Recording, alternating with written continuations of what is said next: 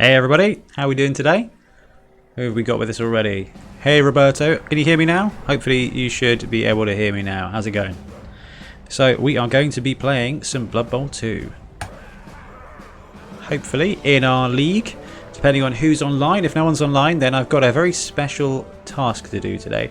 So we're going to be recording the podcast tomorrow, and we are going to be talking about corn teams. So if I can't find a game on Blood Bowl 2, I'm going to swap it into Blood Bowl 1 and play some corn games against the AI. But for now, let's log on to our league and see if we can get ourselves a game. Hey Rich, thanks for joining the chat. How you doing today? You alright? I suppose the question is, how is everyone coping being locked away, hopefully getting some extra hobby on the go? So let's bounce back here, and our team is the J-Man Builders. Find an opponent. So we're running an ogre team with no rerolls. 299 seconds. That's optimistic, isn't it? Hopefully we'll be able to find an opponent on the go. And if not, like I said, we can get a cheeky bit of Blood Bowl on the go, on Blood Bowl 1, and play some corn teams. Hey Craig, how's it going, man? You alright? Having a good time? It's all a bit crazy at the moment, but hopefully we're working. Yep, Roberto can hear me, that's good. It's working on the chat, which is fantastic, which is cool. All we've got to do is that we hope we can find somebody else who's logged on at the same time. That's the tricky thing when you're running a let's bring up the Chaos Edition. When you are running a smaller league, is you've got to make sure that you tie up with people to make sure that you can get a game. So we'll give it a few minutes on the auto finder, and like I said, if not, we'll bounce over to Blood Bowl 1 and play some corn until we can get ourselves a game. So let's have a look over here. Kind of want to pop that into that chat as well. That's fine, that's good. So, hobby-wise, anyone been getting any Blood Bowl in? And did anybody watch the NAF Fumble League over the weekend? There was a lot of fumble stuff going on to kind of replace the fact that we can't get physical tournaments on the go. And, I mean, we were hindered by that, and that this weekend should have been Bournemouth Bowl. However, it did kind of save me panic painting the second half of my Wood Elf team, which I'm kind of a little bit grateful for. Probably more grateful than I should be. I guess I'm just worried that we're not going to be back being able to have tournaments ready for May when we've got our next one set up, which will be our first repeat tournament, which is Bonehead Bowl. So it's our mixed teams. Okay. On the plus side, Blood Bowl 1 is loading up.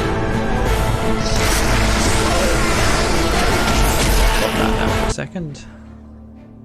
Extras and settings, options, sound, all the way down. Thank you very much. Save, and then back to Blood Bowl 2 for a second.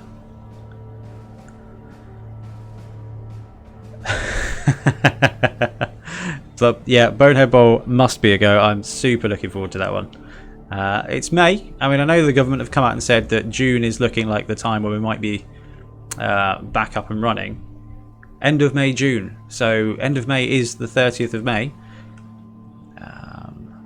Someone mentioned set up BB on an app named 20 Roll. Yeah, that was Roll 20. That's how you can play some Blood Bowl 7's games, which is a really cool thing. That's in our Blood Bowl 7's group that we set up for Blood Bowl 7's players. It's very, very small at the moment, but we're working our way there. There's a great video by someone in the group who says how to set up a Roll 20 session for Blood Bowl 7's so that you can basically just work through a game together. I'm really tempted to set it up and give it a go. But I'm having quite a lot of fun playing Blood Bowl 2, which is good. It's been a bit of a saviour, and I think Blood Bowl 2 is probably having a bit of a resurgence at the moment. Given that obviously we can't play anything else. So, I mean, I've had so much time on this recently, and I think I think we're seeing a lot more people playing it online, which is great. Hopefully we're getting a lot more people doing some hobby as well. I have even been building models that I don't really need,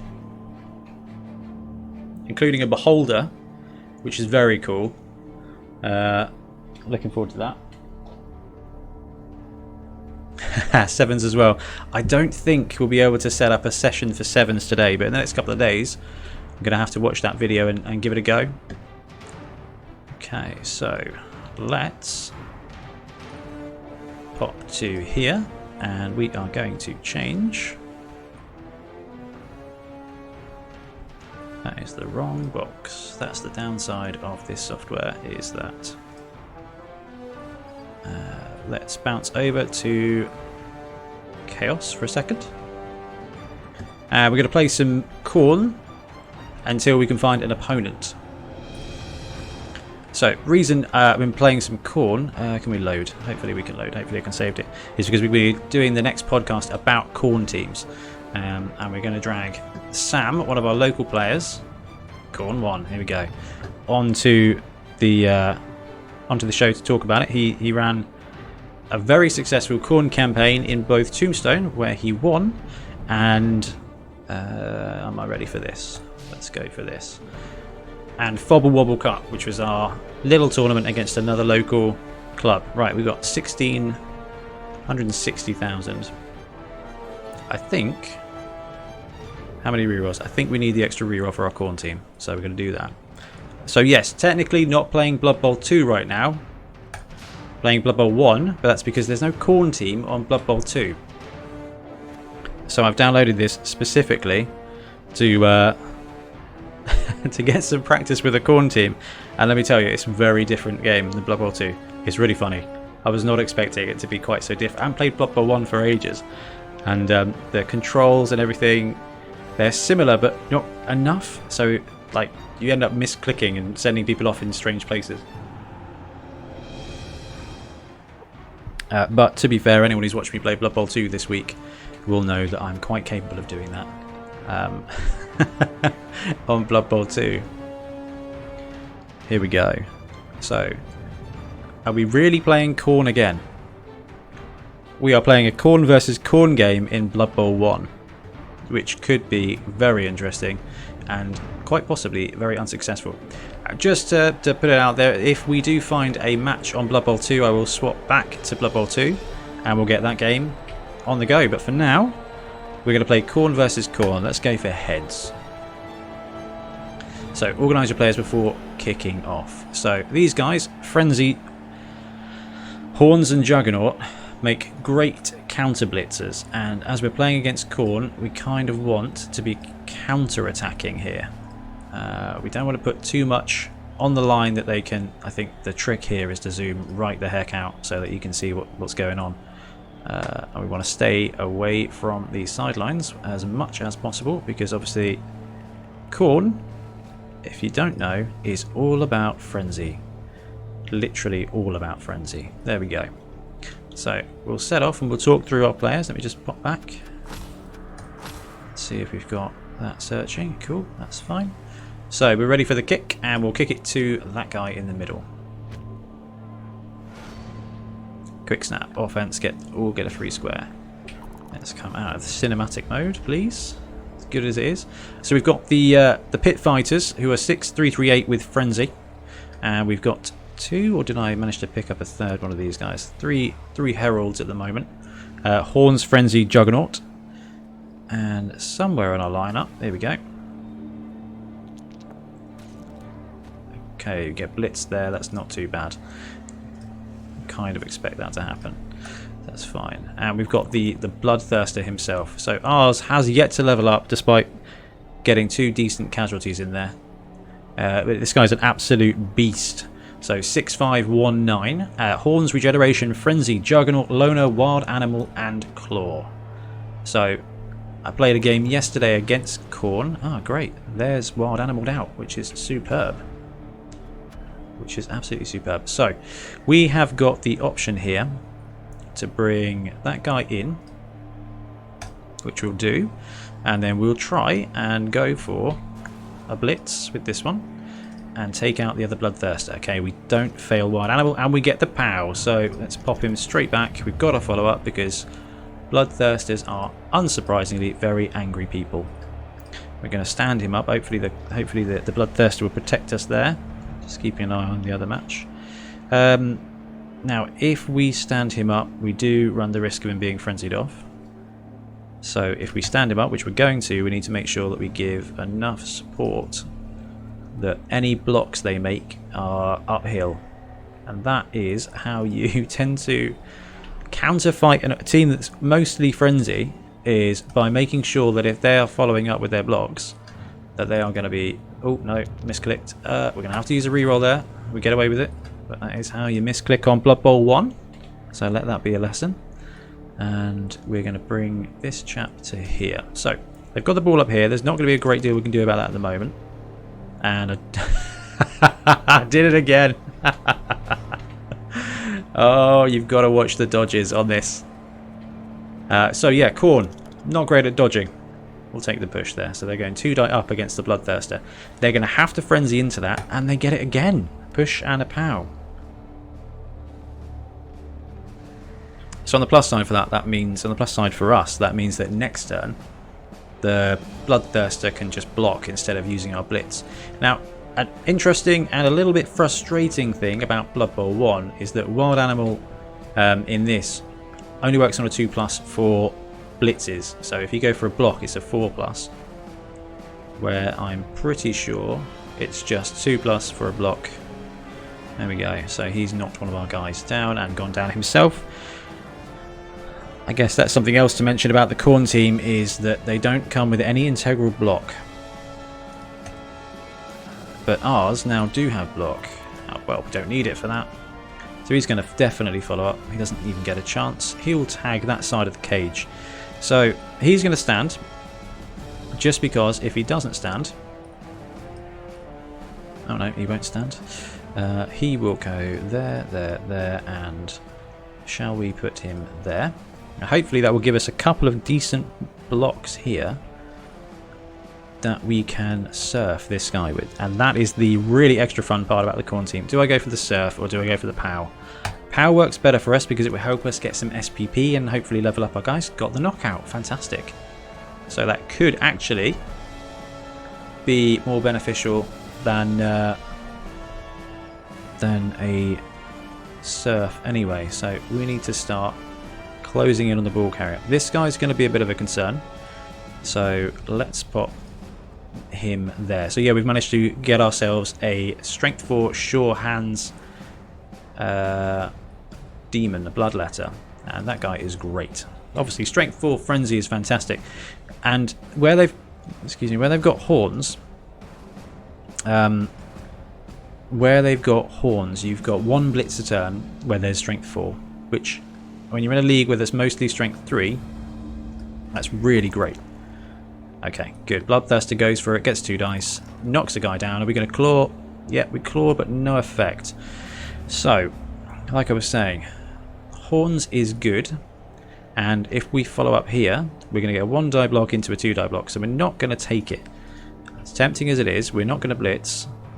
We are just going to position, and we've got a very good bit of safety here with 2 guys with horns, and he's just strength 4. He's horns all day. So that should give us a good opportunity so that if they come down the pitch, which they need you to score, let's put a boogerism in there, we should be able to counter punch and take him out a treat.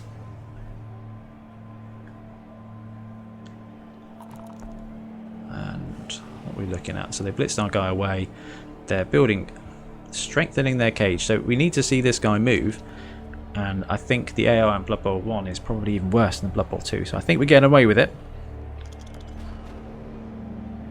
And we do get away with it. That's a failed dodge for us, which is brilliant. So Minotaur, Bloodthirster, who is really just a massive Minotaur, is in a position to blitz. However, so is this chap here. So let's zoom out. We've got one of theirs there and one of ours, so he's tagging him. One of ours there, he's tagging him. So we can blitz in, press the B key, and hit him with our strength +1 for having horns. And we can pop him out to the side. So ball ends up there. We're going to leave him in place because, like I said, despite getting away with it when you misclick, they're not great at dodging corn. So we should be able to pop the Bloodthirster in. No, failed the wild animal. That's another wonderful downside, is wild animal will be there. So you can only really blitz with the Bloodthirster reliably. Everything else is a bit of a gamble. So let's push him to the edge and follow up. See if we can't pen him in. So we need to pop a guy there. We've got the ball in the middle of their cage, so it's not great for us at all. So what we're going to try and do is just close in to force them to make the rolls. Let's force them to make the risk and to be forced to play, and to hope for their miracle play. I'm not going to try and pick up the ball. There's too many tackle zones on their end, but if we stand him up, what we can do is see if there's any risky or profitable blocks. So we've got a 1 dice here. I like it. Let's go for it now. Gets the skull, takes the reroll, we get a push. So we're going to push it onto the ball and hopefully it can bounce around and come a little bit looser. Ooh, and we frenzy into a skull and the guy is out with a serious concussion. He's armor 7. Armor 7 is fine. And you guys who've been watching this stream this week will know that this team with all strength 3, actual rerolls and armor 8 is just a beef team compared to what we've been running this week. Hobgoblins, the all runtling team, which was amazing, and ogres with no rerolls. The Beastman team kind of counts as a great team anyway. And the all skink team was really fun. We ran that a few days ago and had a couple of outrageous victories with that. Let's have a look. So they've got another turnover. Right, they've got the ball back, which is fine. So Bloodthirster, eat this man. Wild animal. He's got loner, so we're not going to take it. But fortunately, wild animal does mean we'll take the POW there and pop him away. It does mean that he keeps his tackle zone, which means he continue to support. Have we got any of our horns guys? You've got him there, so he can run in and blitz this guy. But we want to get onto the ball carrier. Is there a way for us to do this? So we might be able to. Can we get any kind of chain push? I don't think we can. So let's just tag him in place. We've got a guy here that we really want to get up. So he's going to pop himself right there. And I think he's going to support him. And we'll go because we've got a bit of a free block situation here. Where there's two die blocks. Now, the difficulty is that we have to take him. So double push on the first. Nothing. Oh, that's right. He's our strength 4 guy. And we'll blitz with this guy and just, again, add pressure to the ball. This is going to be a frenzy push. So we've made sure that on the second block, which we're not going to need, we had enough support around. And I think I'm worried about this guy now. Oh, misclick again and suffer. Suffer the dodge. Brutal.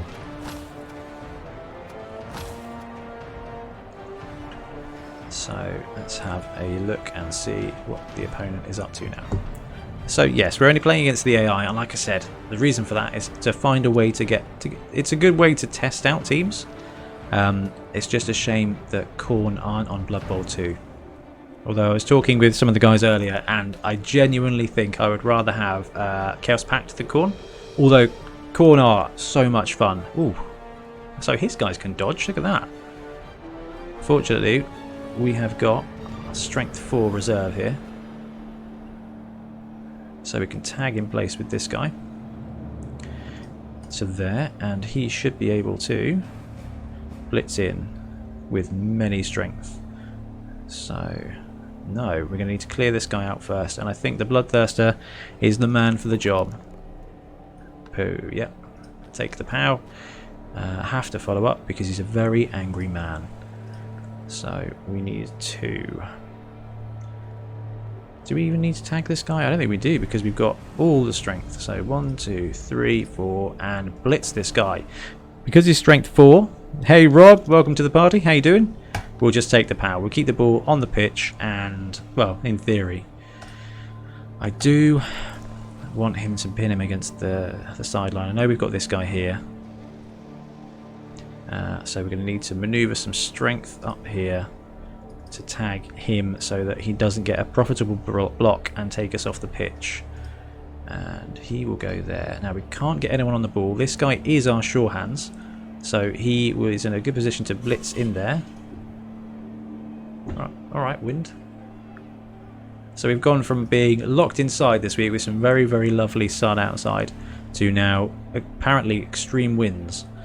So let's have a look. They've got no players downfield. And is there anything we can do here to make any kind of profitable block? Let's go there. Can you, in fact, block him? No. Not entirely sure why, but must have moved him, so that's fine. So we've got no good blocks, but if I push him away, he's going to be unattended. If I push him, we'll probably get away with it. Hey, we get the power. We do utterly get away with that one. And he follows up. So it doesn't massively help us, but it does knock a guy down. That'll do for now, and we'll pass and see. So let's zoom in and have a look and see what they're actually going to do this time. So there we go, getting a guy on the ball, dodging away. I can't dodge with Edge 3, guys. I was watching Blood Tithe play Skaven at club the other week before the end of the world. Take the both down. Oh, I feel like that was our guy that got regened away. Yeah. Okay, fine. So we've got some greed plays here, and I know we shouldn't be taking them, but we can't. Can we? Can we? Can we? Can we? He's free. So let's move him around. And we'll see if we can't block there. It's going to be a 2 dice into 1 dice if we don't get it. We do get it. Yeah, so he'll pin him against the ground, and our sure hands guy is out. Yeah, it was our sure hands guy that got taken out. So we need to try and find a different way of getting the ball. We've got no rerolls, so we are now doing this completely on dice, which is very exciting. So we need to play tight and make sure that we are giving no one opportunities. However, it looks awfully like we are in a game, so let's menu that one. Come out here. Properties. Football tune. Here we go. Ah, we're playing against James. We're playing against the Lamborn 49ers, which is his elf team. We will come back to the corn match in a minute, but we are now playing in the league. Hey Steve, how you doing? We were playing Blood Bowl 1 to learn about the corn team ready for the podcast this week. But that was just while we're trying to find a game in the Blood Bowl Podcast Cup, in the Bonehead Podcast Cup. And we now have James, so it looks like he gets, 100k. So James, who's running elves, is getting an extra apothecary, which hopefully he's going to need against our ogres. Okay, ready for this match. So James is one of our best coaches. He has got the world's least fun dwarf team imaginable. It's a brilliant team. Number 1 look wicked. It's a very different game. Ah, yes, it is over my face, isn't it? And order to top. And that went bad. Now, where's the chat? There's the chat. Order to top. And then where's my face? Order to top. There we go. Thanks, Ian. I love that. Frenzy fun until a mummy kills. Alright, James. I don't know if you're watching. He's thinking about whether to attack or defend against a 6 ogre team with no rerolls, but a 6 ogre team. So I'm going to assume he's going to kick away. Or the time has run out. which means I think he'll receive.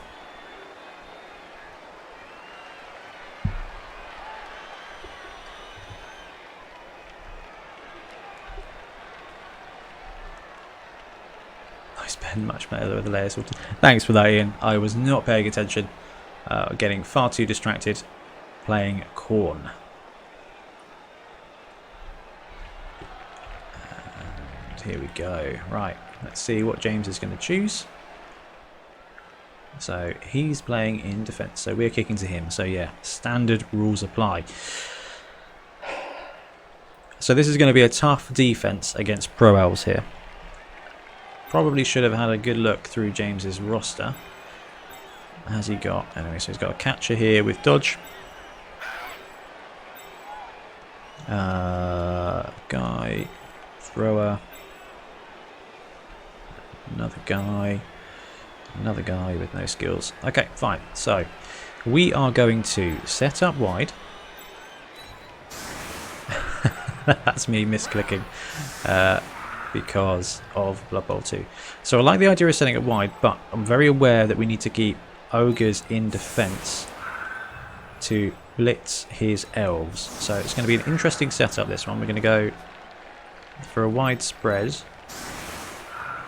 Yes, there's going to be tackle zones and things everywhere, but they're elves and they're going to dodge through them. They will have to blitz, but hopefully we can force them. I think we're going to get a good Noblar block there, you know. And for last thing, let's check and see. So we need our guard guy on the line. Let's swap you two over, please. And this guy is normal. This guy is normal as well. And that's our break tackle. So do we want break tackle on the line? Yeah, I think we do. Let's go for that. And we can't because we've got guys... Too many guys in the wide zone. That's my fault. I was getting too excited about using ogres as linebackers. You go there. Now we'll go with that. Hey Dan, how you doing?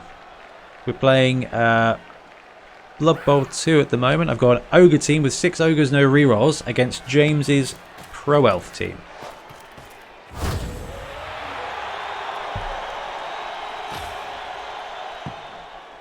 And I was not paying attention. We actually received the ball, so that's magical. Okay, there we go.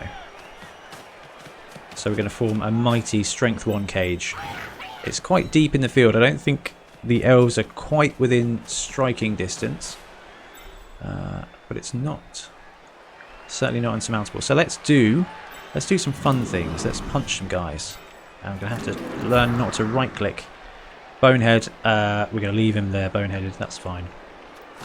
We've got a reroll, I must have won a thing. So we want to kind of pass the guys along. Boom. So let's pop him down. And I think we're going to stay in place. Fantastic, it's a good start. We want to try and leave our ogres manoeuvrable, which is a bit crazy. So he's going to pop in there and he's going to stay in place because KO'd. Brilliant. This is exactly what we want to see at the start.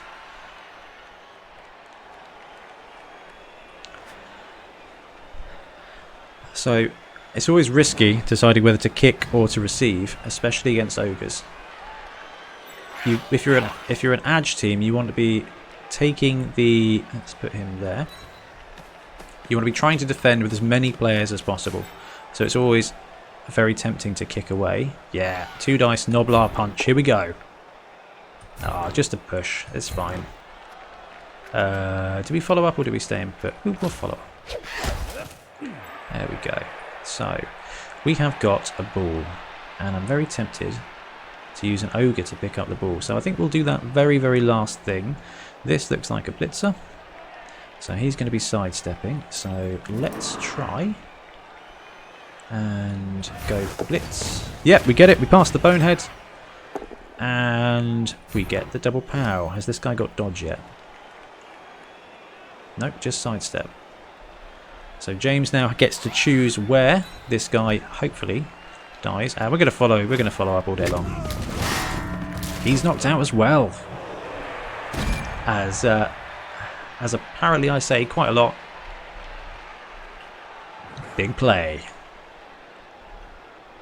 So that's fine. We've got that. I'm still very tempted to use an ogre to pick up the ball, but it might be better play to leave it and bring a Noblar back so that we can start putting together a decent cage. So this guy's 4-6 SP, this guy's 4-6 SP. So neither of them got anything particularly fun going on.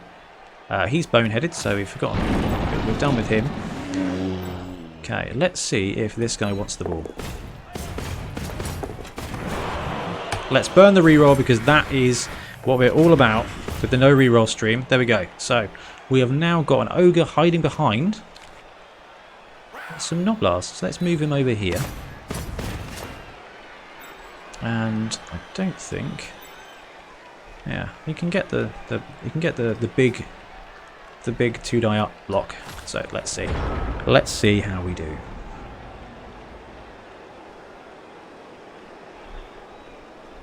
Not a bad first turn. We've got 2 knockouts and a stun. Now the thing is with elves, all they need to do is just grab the ball. It doesn't matter where on the pitch the ball goes. And especially with James's dice rolls. So anyone who's played in Wobble and has played James will know that he can play any team and he can escape any situation with loads and loads of dice. It's quite entertaining. So here we go. We're going to see some dodgy stuff from James now. Okay, so that was a vanilla catcher. He's got 4 rerolls. Excuse me. So he can do lots of elf shenanigans.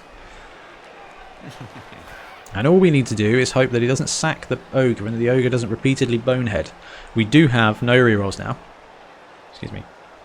But that's fine. This team is all about punch and hoping. Hitting and hoping.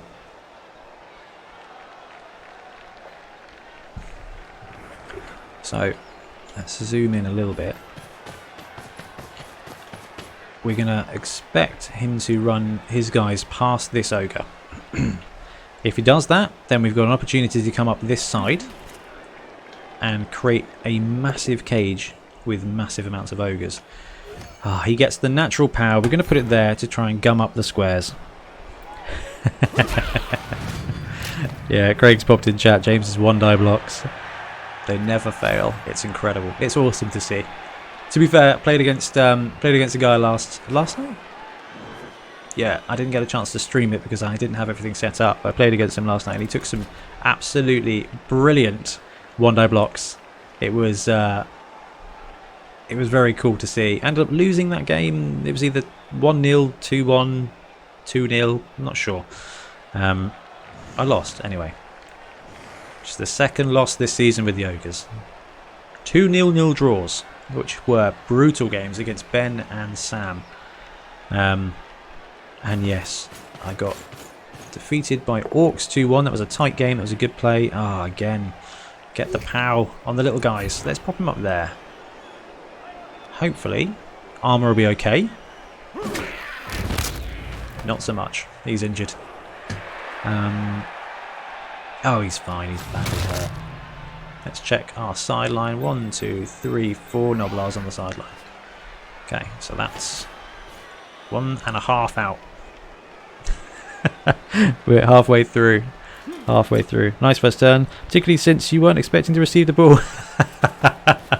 No, I'm gonna claim half a point on that, being that I was playing another game on Blood Bowl 1, and definitely not because I wasn't paying attention. But yeah, it's apparently that's a good way to set up. Because if I knew I was receiving, I probably would have gone even heavier with the ogres at the front. And actually, I don't know, maybe I got away with moderation. So, who's James got to left to move? This lineman. Out thrower. That's it. That's it. So, can we get... We can get, and we're going to try a big blitz. So this guy moves fine. And we're going to pop him there. Actually, let's try and bring him back to there. good. That is good. And let's see if we can't blitz to there and punch this guy with 3 dice. Does he get Bonehead? He gets Bonehead. Oh, I saw that coming. Okay, so we've got an emergency cage to make using Noblars here. So he is going to go there. And we've only got 1 elf bearing down on the ogre, so that's doable. So where can we put this guy that's going to force him to go a long way around? I don't think we can, actually. And I don't think we can really do anything to stop this, except just make him go the long way around. That's fine. So yes, it's only 1 die dodges, but it's not terrible. So now let's bring him down to here. And then we've got some ogres here who we want to just put in base contact. And see if we can't threaten some dodge rolls. That is a wrap. So that was a much less successful second turn. All because of that Bonehead. Hey Noredgi, how you doing? Thank you for the messages of support. We will see if we can do this with a bunch of rerollless ogres. It's always challenging, but like I said, with elves, if they get the ball, you're hard pressed to stop them. But I like that. I think that's quite entertaining. So what are we going to see James do here? So that's a blitzer. Can he get any other elf onto that ogre? He's gone for the blitz on the snotling. Interesting. He's going to take the block. He goes down, but he's only stunned. Yeah, stunned is fine.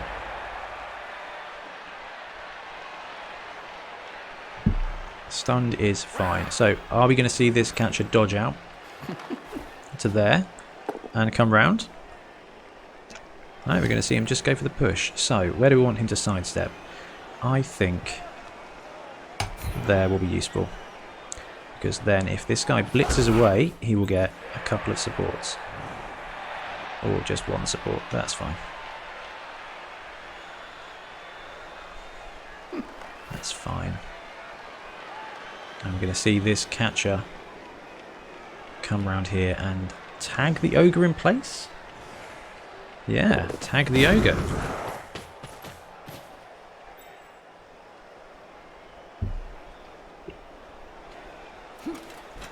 So we still do have the option of blitzing away through either of these angles. Which is... I know it's a 2+ risk, but once we get the 2+, we should be able to make a pretty favourable block with a number of dice. And hopefully... if it doesn't work out, we can still just shovel him off to this ogre here. Who can then just have a follow-up free block. Although when you've got no rerolls, nothing's free. So we have to prioritise our blocks accordingly. Which I am not very good at doing. Alright, who's next, James? He's going to stand up. And go where? And go where? No. So he's going to stand up and just come down. Is he going to tag the ogre or is he just going to get in the way? Just going to get in the way. And we're going to go for the column defense here as well. That is quite fine. So just been playing loads of Khorne and I would really love a frenzy player for here. If we get a double on an ogre, it might be... It's definitely not the most... It's definitely the best skill. That would obviously be block. But, so, he's blocking him. He gets 2 dice. Can I get 3 dice? Not without moving the ogre and this guy here. So let's go for the blitz. And we'll go through this guy. And we get the push. Push is fine. So pop him there. And do we follow or do we stay? I think we follow up. So nothing we can do about that now. That's okay. zoom in and get a better look at what we're doing. So he is going to try and block him now with all the dice. Take the POW, pop him down there.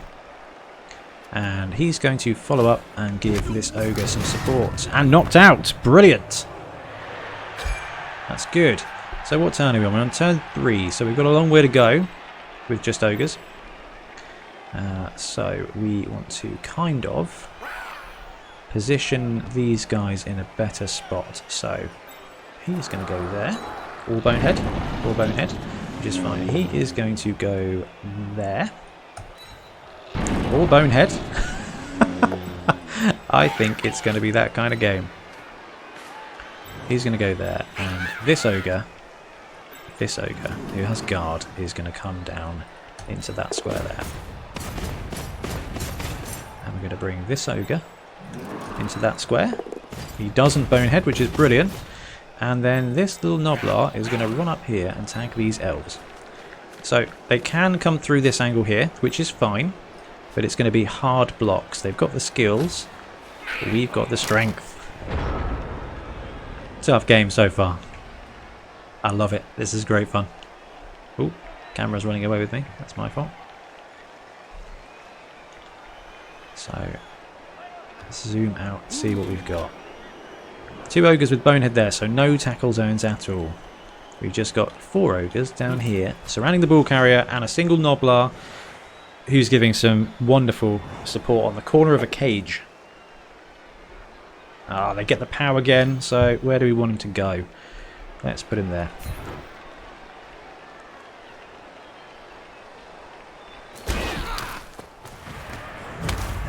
Stunned. Ah. It's getting some good blocks on our Noblars.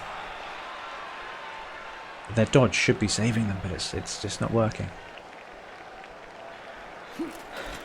So I think what we're likely to see is, it depends on how he wants to play it. We received, sure, so we're going to be kicking. So we have the opportunity to just murder his team and play a second half with the numbers advantage. We've got 3 knocked out on his side so far. None on the bench, so he's got 11 down to 8. So if he wants to stack his guys up in front of our ogres and just give us blocks, he will be able to stall us, I think. But it will cost him his team, in theory. It all depends on whether we can Bonehead. It was probably a mistake to pick up the guy with the ball. But I love the glory of the big guy touchdown.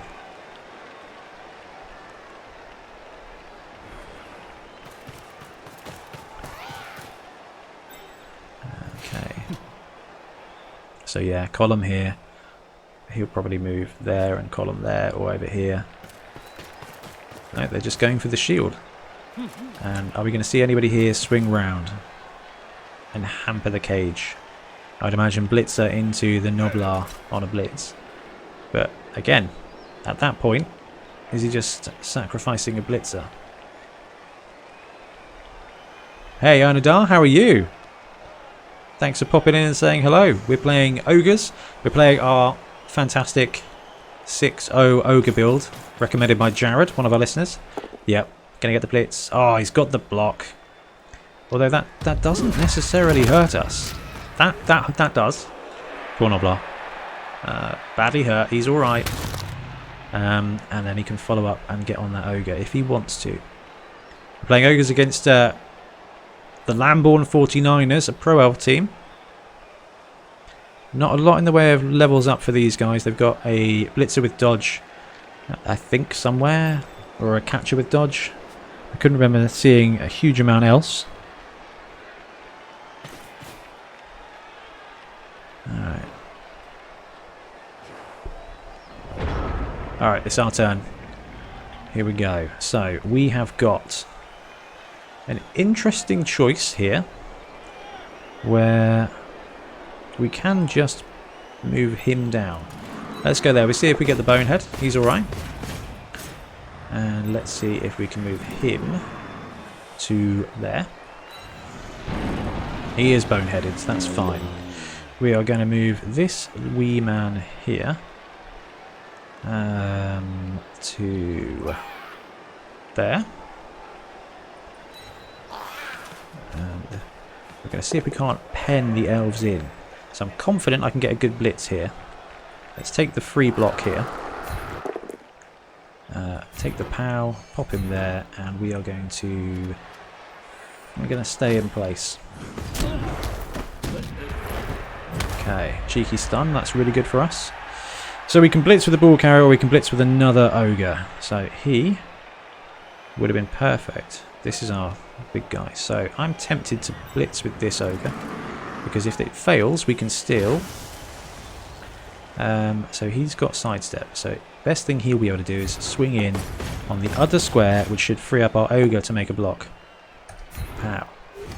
So it should see him go there, I imagine. Just to make movement hard. Yep, so he will follow up because we've still got movement because it was a blitz action.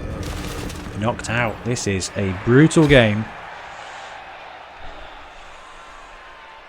I'm not sure if he took the reroll or another apothecary. So, blitz in ogre. How far can you go? Let's go there. That's not bad. So, if we can, we should move the ball carrier to there. He's boneheaded, so we now need to leave this ogre in place as part of our anchor. So, giving the ogre a ball, not a terrible idea if you've got rerolls. Doing it with no rerolls absolutely hoons up the difficulty a little bit. And that's just great fun. So, invisible cup for the tea. Here we go. The plus side of having green be your favourite colour is that everything is invisible. Okay, so we're stuck with a ball on an ogre. We've got 4 turns, so it's a long way to go in 4 turns. It can be done, as long as we don't roll a bunch of ones. We've got no Noblars left, and against elves, they can get in there to get the blitz on the Noblar regardless. I mean, Titchy doesn't actually affect the dodges into the squares that are affected by that into their tackle zones. So for elves, it's just 2+ forever everywhere. It's like playing against strength 3 Titchy players. Oh, they get the ogre. And what happens? Is he stunned or is he just knocked down? He's just knocked down. That's fine. He's still prone. So he will be back. But what that does mean is it does free up another elf here. So James is using his blitz on the Noblar. Is he going to take the both down or the push? The push helps us. The both down gives him the advantage. Excuse me. Let's bring him in. Let's bring him into there. And give him another block. Brilliant. So he's either going to go back into his original position, which I think I quite like. Elf is not going to follow up. Yeah. That's their blitz. So they've got 2 guys left to move, and I'm going to expect to see one of them tag the boneheaded ogre. Unless he's just going to let us fail another bonehead. Let's see if we can't. It's a tough thing to stop a strength 5 guy unless he's going to bonehead 2 or 3 turns in a row. Which is exactly what's happened so far. Alright. He's chosen to do that. So this does give us some really good options.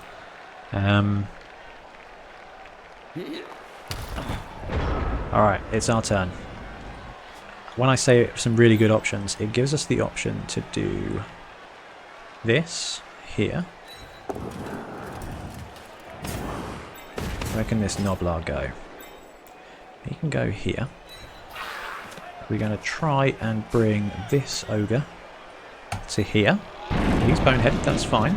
In which case we're going to try and bring this ogre to here. He's alright.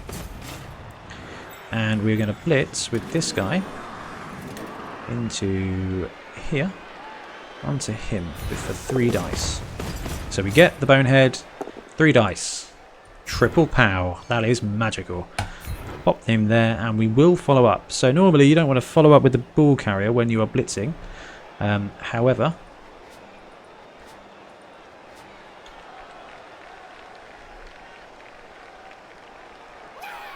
not overly sure what's happening here. Waiting for opponent.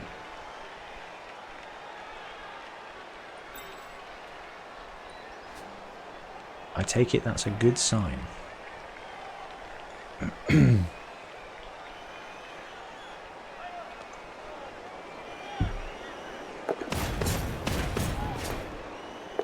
That was weird. So, triple pow. We'll take that. We'll pop him there. We'll follow up. You go right, yeah, it was in fact allowing him to use an apothecary. Loses one movement. James, I'm almost sorry. So he's actually going to level up now, which is magical. And we want to bring this ogre up to, where can he go? Let's go 1, 2, 3, 4, 5 and jump on the ball carrier there. He's good to go. And then bring this ogre over to here. So this is not all that scary. Or do we bring him here? Let's bring him here. And then we've got a tiny little guy here that can go 1, 2, 3. Let's just use our integral dodge to bring him over to here. And see if it works. Nope, double one straight away. I can't complain. We just had some great rolls. So that's not... I'm not going to complain about that. We've got 3 turns now to score. Oh, bless. No, he's fine. He can just go have a rest. It's fine. Back in with the T. Here we go. So turn 5. He's got a little guy there who could possibly hamper the ogre's advance. He's going straight in with a catcher around the top, or is that just a lineman? That's just a lineman. This is the catcher.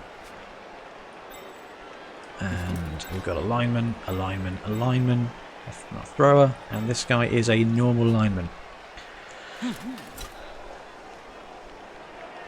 Excuse me. So far 1 casualty and 4 knockouts. So we could see them all come back to the pitch. And over on our sideline we've got 2 casualties and 2 knockouts. So he failed to go for it, but he does have a reroll. So are we going to see the snake eyes here? Nope. He gets away with it. So he's moving a column back up. It's definitely one way to grind out a big guy team. And knowing James, he's going to go for the 3 die up on the ogre and get it. So I'm just prepared for that. I'm prepared for that. So we've got loads of guys around the ball to pick it up. Where is the play going to come from?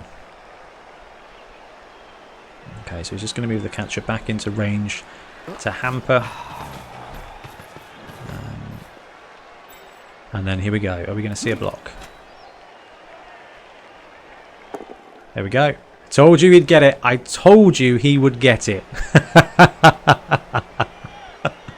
Let's take the dodge star.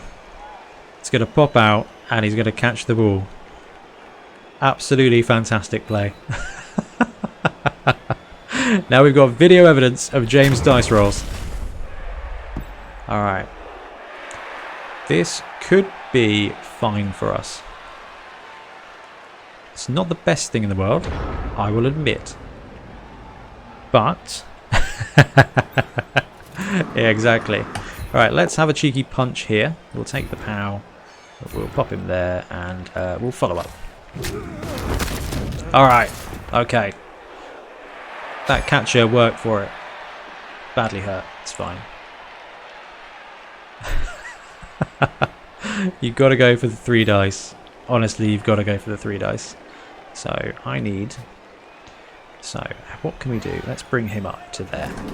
Is he going to bonehead? He's going to be fine. We want the Noblar to have the ball in the end. So, he's going to go to... Can he go there? Can he go 1, 2... 1, 2. Alright, that's fine. We'll just stand him up and get him on the corner. So, yes, the Noblar is where we want to be. He's boneheaded, that's fine. We have other options. He is going to... Is he? I think we blitz with this guy. And we blitz into there and try punching this chap. And this is where it gets dicey. Ooh, I'll take that. That's fine. We'll pop him in and we'll follow up and just, again, keep getting those opportunity blocks in. This ogre is going to go here. And then this Noblar is going to give it a go. Okay, he gets it. So let's have a look at the strike range. So to the sideline, to the wide zone. So he can get the Noblar over here. So let's see if we can't run away with the ball. Now, this could be risky. Alright, now I think he can get tagged, but he can't get attacked. So we should probably leave it there. Right. That was ridiculous. 3-die up, taking out the ogre, and then the Noblar grabbing the ball and making a run for it. We are going to have a tough turn here. 1, 2, 3, 4, 5, 6, 7. Okay. So those elves are just going to hoon after the Noblar. We need to do what we can to delay any Noblar smushing and then hope he escapes. Which is quite a big ask. I feel like this is going to be this is going to be a 0-0 half. It will all come down to the blitz on James's next turn. There's going to be very little I can do to avoid having a blitz against... Oh no, I miscalculated. Damn. Ah, no. Okay, dodge push is fine. Sidestep us over there. That's one more square closer to the end zone. Oh, he got the open star. He got the Noblar. Oh, see, I should have gone for that extra go for it to keep him safe.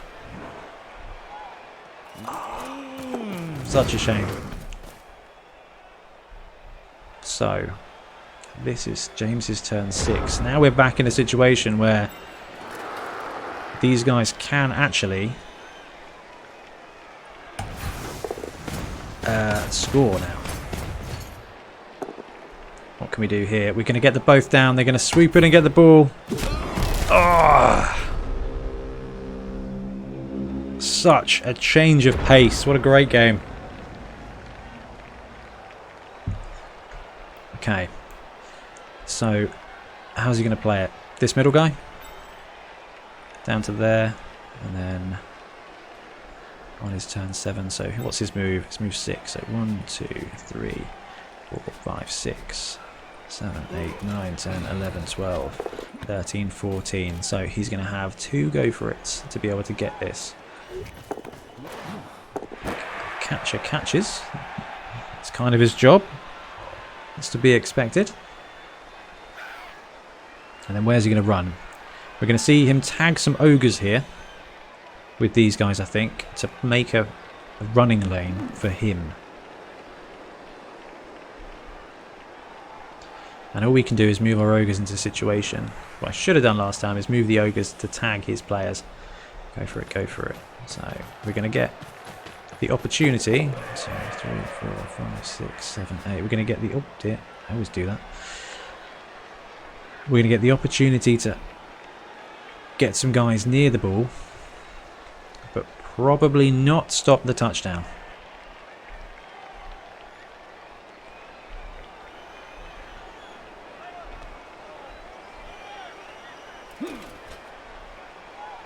So what are we going to see?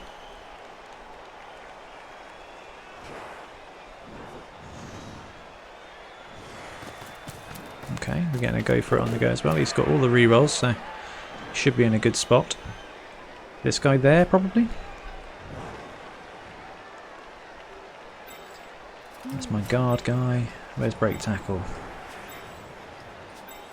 All the way over there. 2, 3, 4, 5. Not going to help. So we can blitz a guy off and get someone onto the ball. 1, 2, 3, 4, 5, 6, 7. And he's going to score next turn. He's got it, unless we can apply some pressure and force him to... It's going to be a double 1 touchdown. That was really well done.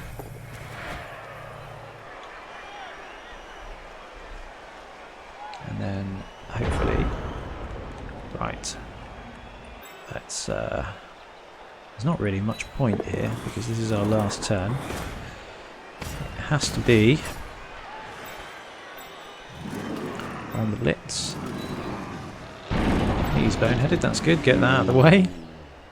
Let's move him down there.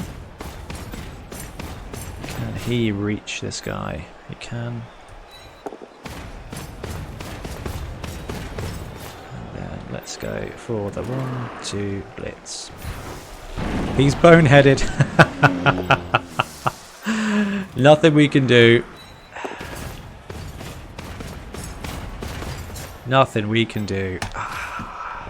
That was a heck of a turnaround. That was really good. And we got a whole other half to murder some elves.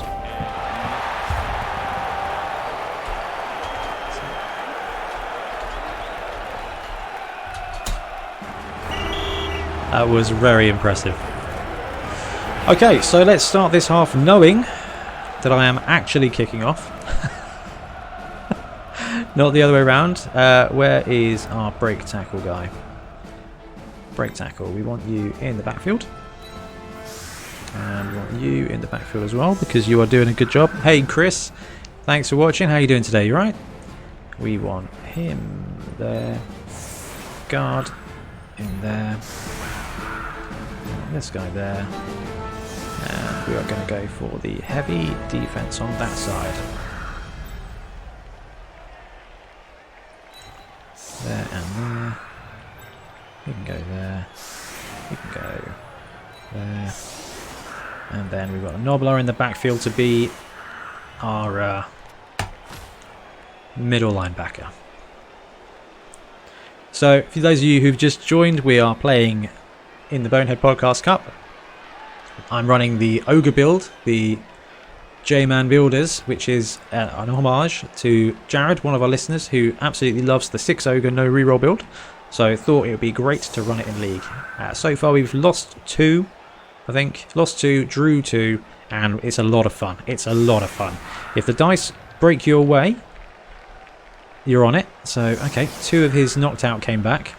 So what's he working with now? He's got a blitzer back, lineman, catcher, lineman, thrower there, and a lineman there. Not bad, thanks, Chris. Everything's kind of calm. I don't know whether it's because it was a Sunday. So we don't have kick, we don't have any fancy skills, so we're just going to pop it to the sweet spot and probably give him a touchback. We get a reroll. Ooh, okay. So that's a wide kick. That will force him to move to the other side. However, he's got a strong setup, so it could be a pass action to a heavy blitz down the left-hand side. Looks like he might be going for the quick second touchdown. Which I would not blame him for.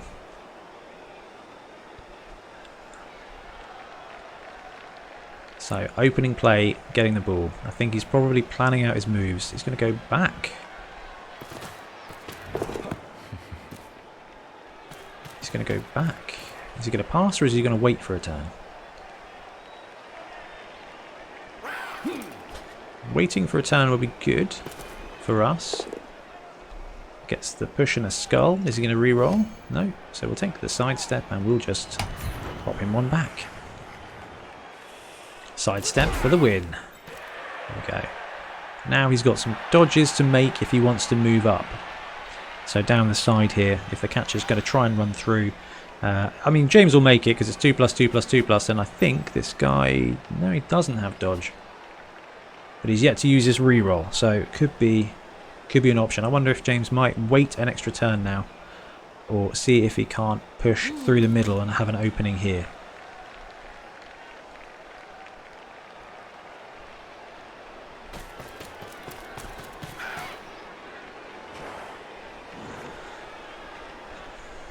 So what do we got? We've got lineman blitzer. So we're just going to ignore the heck out of that blitzer, I think.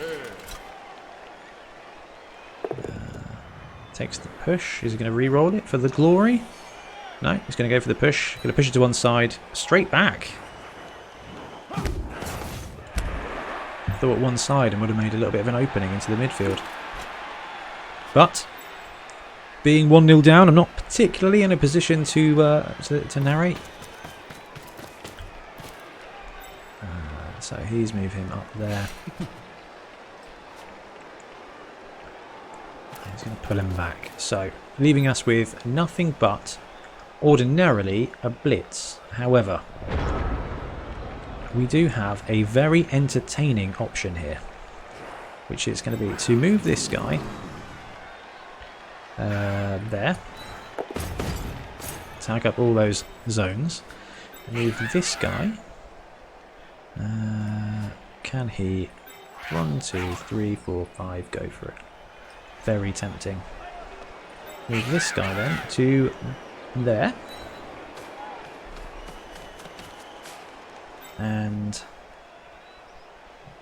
take the one die here. Why not? We've got to, yep, take the push. Pop him there. Do we want to stay? We want to stay in place for now. And Noblar go for it blitz.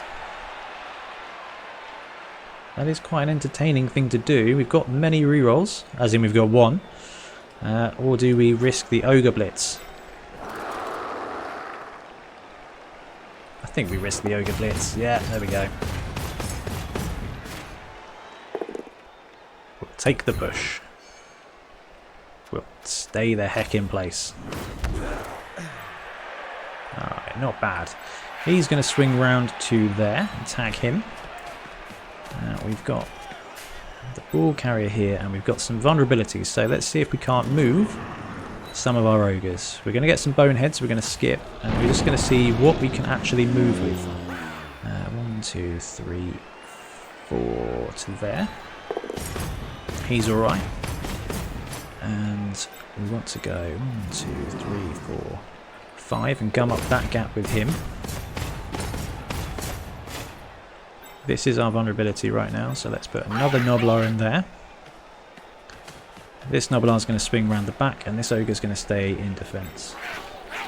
To there.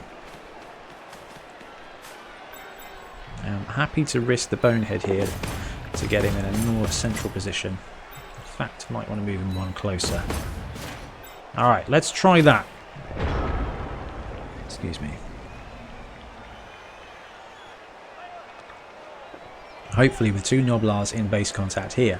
If he tries to blitz through, we can keep him standing, or at least put him in a position where he has to sort of follow up into one of these ogres' tackle zones.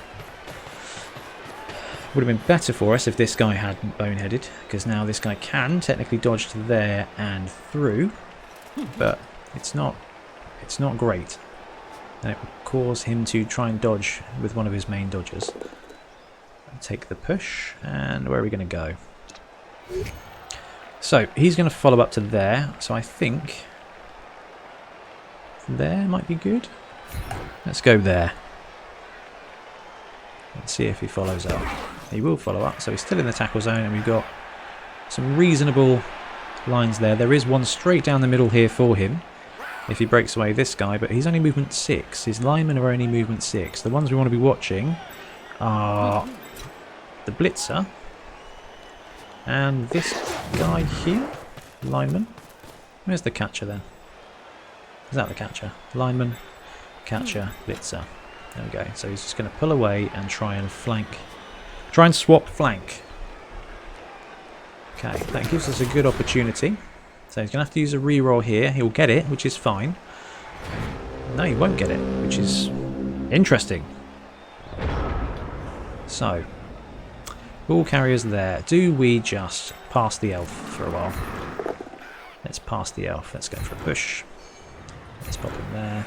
And let's stay in position because I quite like that spot. And do we go here for another 2 dice or try and bring him up for a 3 dice? 3 dice. Push again. Let's pop him there and we'll follow up. And I'm really tempted to try and blitz him off the pitch, but that would leave the rest of the pitch kind of open. So let's have a look at the situation now. this ogre would very much like to be there. Okay, that's good. This ogre wants to be there. Okay, so tackle zone's there, tackle zone's there, tackle zone, tackle zone. This ogre then, let's pop him there. At some point one of these guys is going to fail a bonehead. So he's going to have to run down the sideline. And I'm kind of tempted to just put the Noblar there. Let's put him there. So he can technically stall us out, but I don't think that's what he'll want to do. And then let's jump in here and hopefully pop this elf back on the shelf. Boom! Let's stay put. Injured again. That is brutal. Fractured arm this next game. That's not too bad.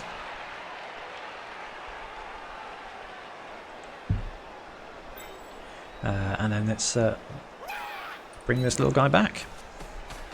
And again, we're going to leave this ogre here. He gets the bonehead, that's fine. Good, not bad.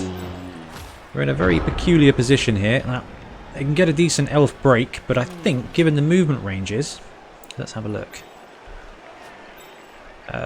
He's not going to end up in a position where he can't get attacked by an ogre, even if he can get his way through. Oh. Fails the dodge. Going to have to use the reroll there, which is early in the turn. So 3 dice here. Can we get all pushes? Oh, all pals. Damn. Let's pop him. Where's going to be good for us? There's going to be good for us. Because that will block this channel. They will have to come through at least 1 tackle zones. Oh, he's injured. He's injured. He's badly hurt. He's fine. But more SPPs, and unfortunately that does mean that wide zone is now open. That's okay. And he's basing the ogre. I'm assuming that's to stop him from blitzing after the catcher. So are we likely to see the ball move up to the catcher here? So yeah, he's tagging that ogre. I feel like we're going to see the catcher run round, but that's a long way. So 1, 2, 3, 4... Yeah, because of where these ogres are, it's going to be a bit of a tight one. Which is good for us. So this guy, 1, 2, 3, 4, 5. So he is actually out of sorts on this side. They both are, but one of these guys, who's over blooming here, I imagine now. Yep, break tackles as far away as you can be. That's fine. Alright. So we can get the blitz. It's going to take a couple of go for it. We haven't used our reroll yet, so assuming we don't fail the bonehead, we need to send a Noblar up here after the thrower now, I think. No, I think what we'll do then is we'll try and blitz with the ogre and then foul that elf on the pitch. He's going for the pass. Choose a player to attempt the interception. Let's do it. Nope, gets the pass.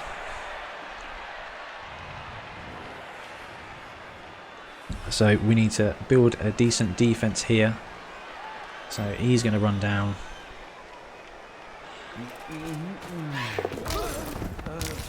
Alright, good. That's I don't think that doesn't particularly help, but it's not bad. So let's try a thing. So first things first, this guy here is going to throw this teammate. Throw teammate. Throw this guy. And we get him, and we're going to be throwing there, please. If he lands, it gives us an opportunity. No, he didn't land at all. We'll skip that, that's fine. Oh, what a way to go.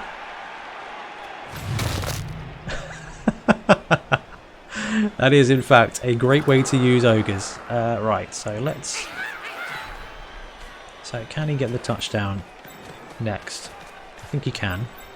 Can with a go for it. So I'm not sure there's a great deal we can do, but We need to prepare to succeed, just in case we do. Let's move him up there. And then let's move this ogre back down. I feel like we have definitely missed a couple of opportunities, especially in that first half. So, if I'm right, there is a guy there. There is a guy there. So, he is going to be our blitzer. He is going to be the guy who stands in the way. Okay, we get the bonehead. Get the go for it. We need to go for it into position. Okay.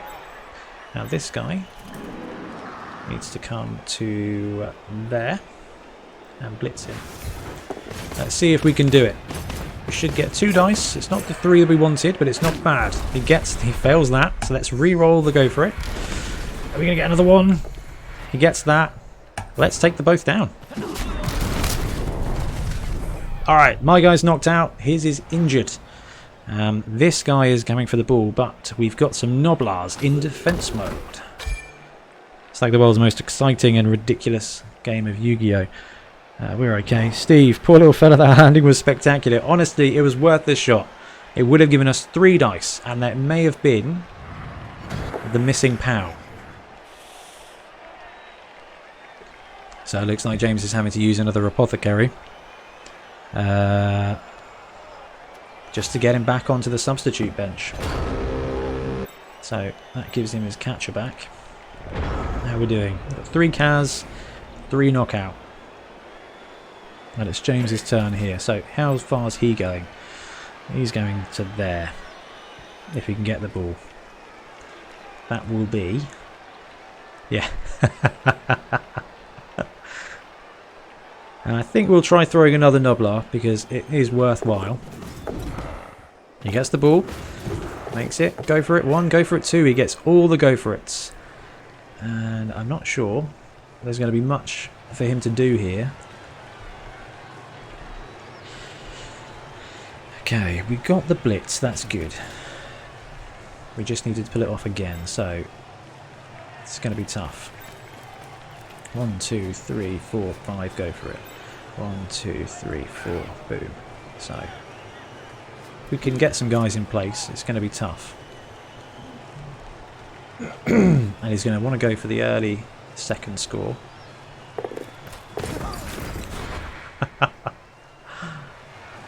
Is it reroll time? Or is it too early in the half for the reroll? It's reroll time. He gets the dodge. And he runs down to put interference near the ogre. And does he have go for its left, or is he... Right, okay. So, Noblar to there. Noblar. Let's move him up. So the great thing about the way this plays is if he boneheads, that's fine. I was going to say it doesn't matter quite so much. Here we go. Throw teammate.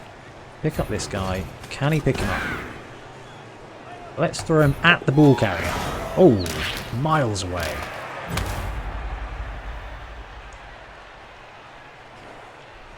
Okay, that's fine. Let's move him to there.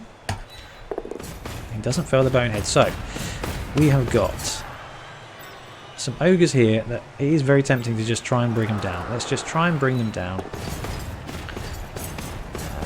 Just to really apply pressure so that if he doesn't go for the score, there's a threat of more violence coming. And this Noblar needs to come up here so that he can be ammunition for the next turn. And then here we go. This is going to be the big play. 1, 2, 3, 4. Blitz. It's only 2 dice. Gets the bonehead. That's good. Looking for a POW or anything here. Gets the POW. Magic. He gets sidestep, so he's going to go back towards the catcher. We are definitely following. Let's get right up in there. Okay, ball is in a good place for us. Do we go for it to try and pick it up? That would be very bad and very risky. I feel like 2 ogre tackle zones. He's going to go 1, 2, 3. This guy's going to get up and dodge in, I reckon. So what do we do? Do we go for it? Do we go for it, ogre, pick up? Nah. Let's show James's dice off again.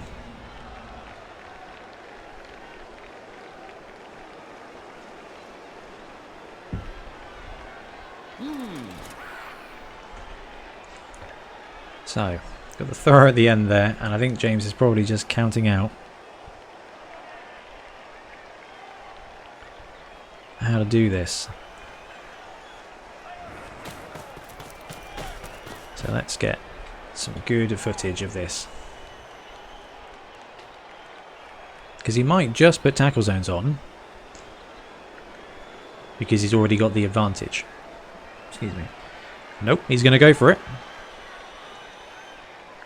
And he could do it. He's got a reroll, gets the dodge. He doesn't get the pickup. Can he reroll the pickup? 50% chance, followed by a 2+ touchdown. Oh, I don't want to see this happen, but I kind of do. He doesn't get the ball. That is very big. So, what are our options? Do we have any really good options here? I think punching a guy is also very tempting, but we need to put tackle zones on the ball and around his players. Can we get another guy there? We can, but I don't think that's going to massively help. But if we fail the pickup and fail the blitz, then it will affect it. So this guy should now get 3 dice. Take that. And we're going to pop him. He gets to sidestep. So is he going to pop on the ball and gamble? He's thinking about it, I reckon. Here we go. Yep. Onto the ball. We're going to stay put. Onto the ball. Where does it bounce to? There. Okay. Not bad. Let's go. 1, 2 for the blitz. We get it. That's magic. Double push. Let's pin him on the sideline. And if we follow up, I feel like that is our best option right now. So this Noblar can come up to here. And we want another ball. We want another tackle zone on the ball. So here we go. And now here we go there. Easy. He gets it. Ogre to there. It's going to be a long grind up the other side of the pitch. And then he fouls him, I think. Let's see what happens. He's alright. There we go.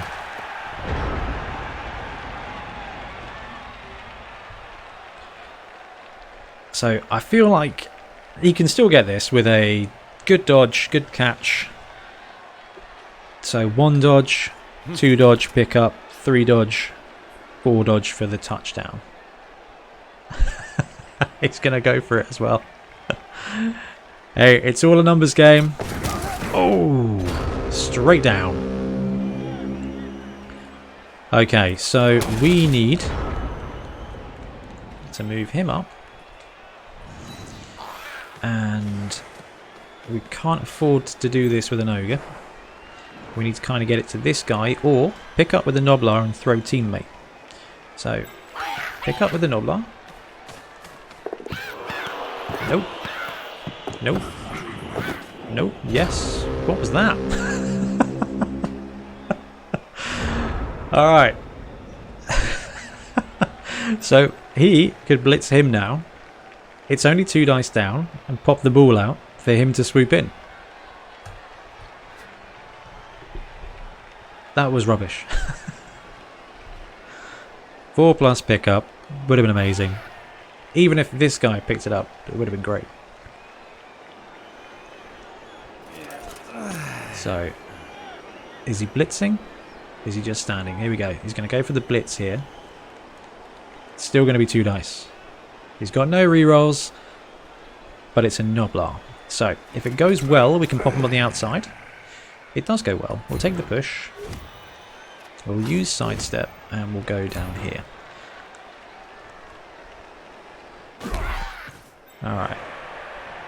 It's probably not going to follow up.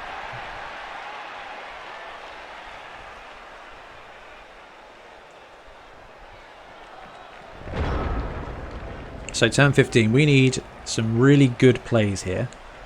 But I think our best option for now is just to murder some more elves, because that's always good fun. He gets to sidestep. If he sidesteps there, it works well for us. He's going to stay in place. Okay, that does work well for us. So he can get there and throw that guy. He can get there, pass to him, and then throw. He's going to punch him first. And pop him there. And stay in place. Alright. Now. Do we go for this play now, or do it next time? Let's move the ogres first. So this ogre wants to go as close to the ball guy as possible. No, he wants to go there then. There is fine. Okay. So we've got a Noblar here, who I feel like he's stunned, needs to just have a cheeky foul. Nothing, that's fine. So this Noblar, does he go up here and pass to him, and then have him throw him? Yes. He goes here. And we've got a go for it, handoff. I like it. We've got no rerolls, it'll be fine. Good, we caught it. This ogre's going to move up to here. He gets it, that's good. So, we are going to need a one-turn touchdown. And we're going to try throwing this guy. So, throw teammate. Let's throw him. Picks him up. We're going to throw him as far down as we can. And he doesn't land it. So the thrower can go for a long bomb for a second touchdown here, but I will be very, very happy if that's how he wins the game.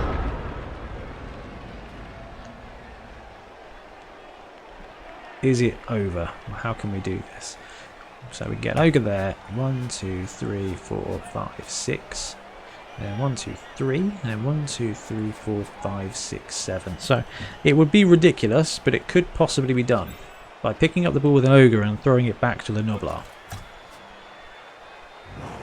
That's easy. That's go for it. So it's a 2+, followed by a 1, 2, 3, 4, 5, 6. So a 5+ pass, a 4+, no, a 3+ catch. Then a 2+ bonehead and a 2+ throw. That 3+ throw. And some really good scatters for us. Okay. All we're going to do now is just blitz the elf. Throw Noblar, move ogre to hand off. Yeah.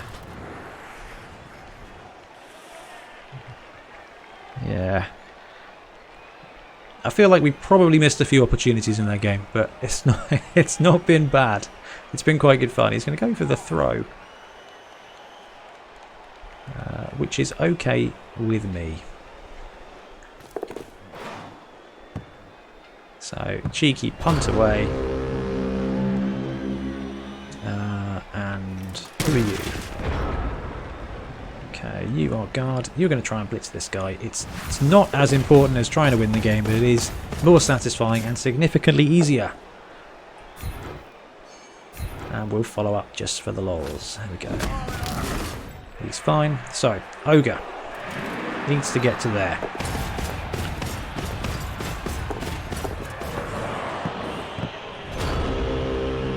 Doesn't get it. End of the game. Ah, what a game. That was a ridiculous game. I'm actually very happy to only be down 1-0. Oh, we won 60k. Fantastic. So, James, great game. Thank you so much for that. That was brilliant play. Let's close that down. Let's go and have a look at our team. See if we got any cool levels up. What are we looking at? J-Man Builders. Yeah, we get something cool. Team roster. Who's going to level? It's an ogre. Fantastic. That's what you want. Level up the ogre. Roll the dice. It's a 10. So movement, a regular skill. I think we're going to take the movement, you know. It's more entertaining that way. Okay, so that is it for our first game. We're going to try and rumble up a second game in a second, but I'm just going to end the recording now for YouTube. Thanks for watching. Stop that recording. And we are going to quickly have a couple of minutes break because I desperately need the bathroom. So I'll see you guys in a minute.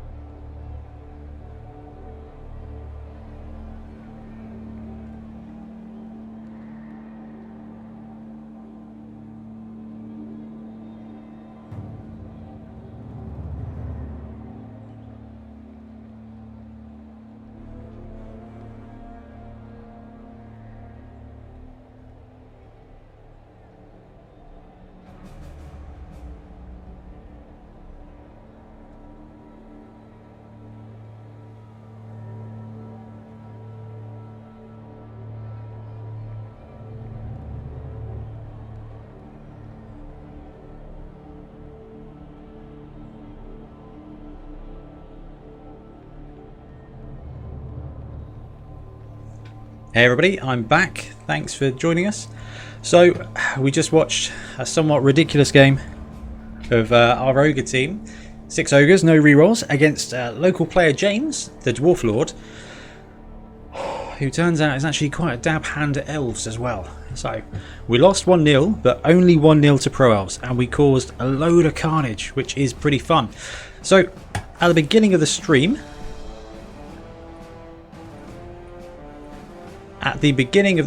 we were playing some Khorne. So, what we'll do is we'll run it up, see if we can find an opponent, and if we can't get one, we'll swap back to that game on Blood Bowl 1 and carry on practicing some Khorne, because that was very good fun. So we're just going to change that. So everybody out there, what have you been up to recently? Have you been getting some Blood Bowl in? Have you been getting some hobby in? What did you think of the reveals yesterday? Nothing for Blood Bowl, but we did see some very cool 40k stuff. And some... Underdark. It was the Games Workshop... It was the Games Workshop reveal announcement yesterday. Hey Murderer, how are you? Nice to see you over here from Twitter. Murderer is if it's the same guy, or person, which I assume it is, quite a hobby butterfly. Absolutely, I get a lot of my a lot of the podcast Kickstarter information comes from his Twitter feed. It's brilliant.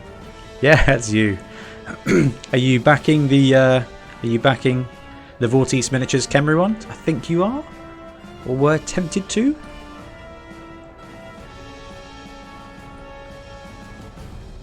There we go. So we'll bounce this one up to there. That. Don't want that. Don't want that. That one's fine.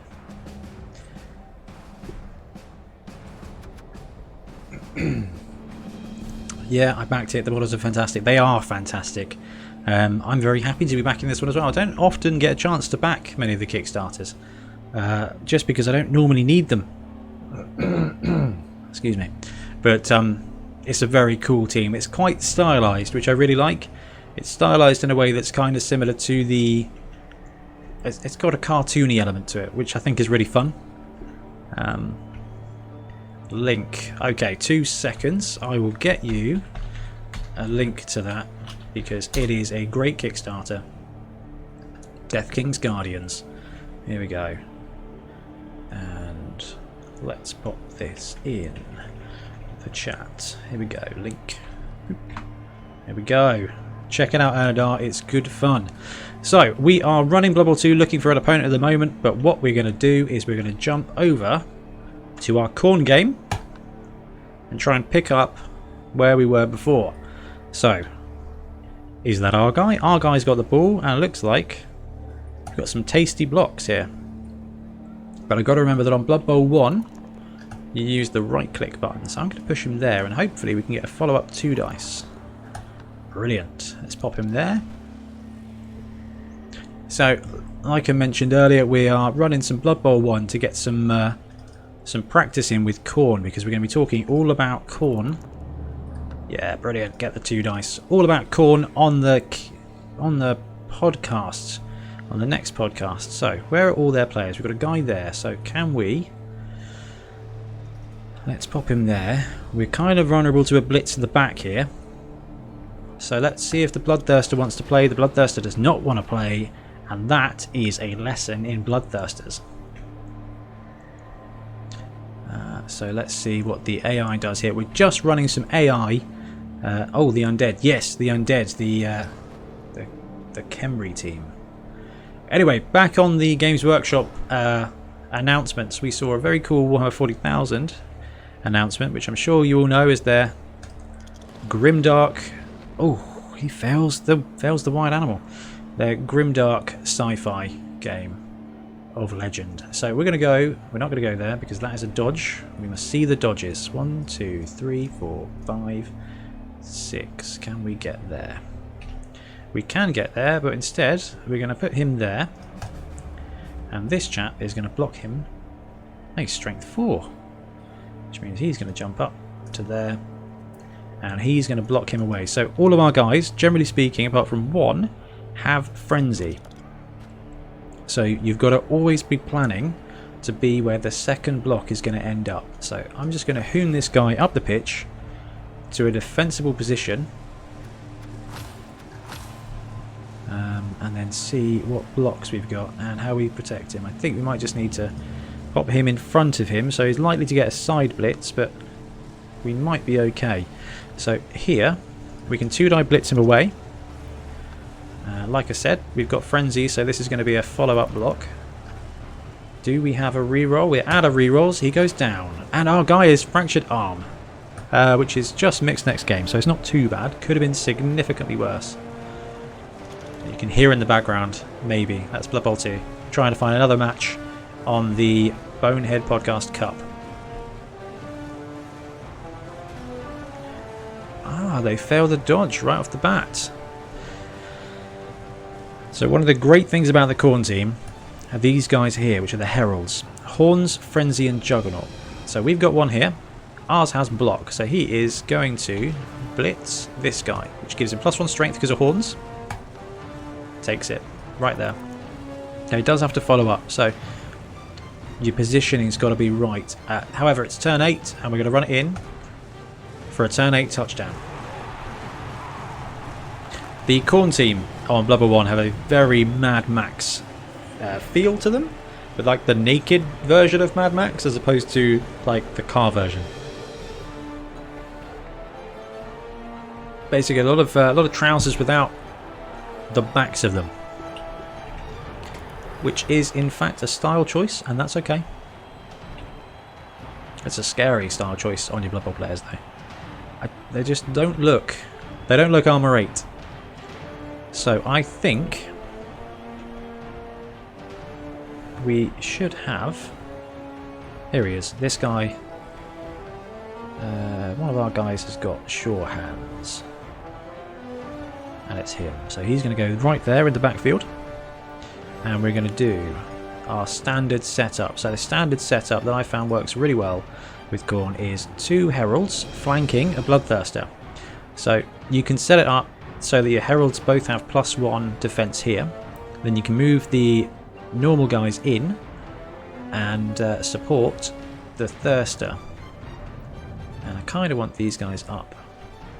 I'm going to swap him with him so that we can get frenzy blocks if it follows up. And these guys can fall back and collect the ball.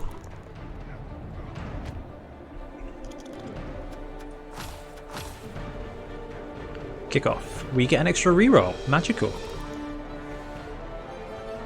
Right, that's in a pretty good spot for us. So, with Khorne, you're making so many dice rolls that you have to try and play really tight with regards to ball protection. I don't mean a cup. I mean trying to make sure that your guys are in a position where when you roll all skulls, because it's going to happen. There we go. Good. So we get 1 block there. We're going to try the same thing over this side. So this guy's strength 4. So we can flank him to there. Now he can make the block with 2 dice. If we get the POW, that's magical. We're going to follow up straight up. And then we're going to chuck a guy in either side, so the Bloodthirster, who is going to blitz, because on Blood Bowl 2 Wild Animal works on everything except just works on a 4 forever, I guess. Do we want to re-roll that? No, it's fine. If the Bloodthirster doesn't do anything, it's alright, we're in a good spot.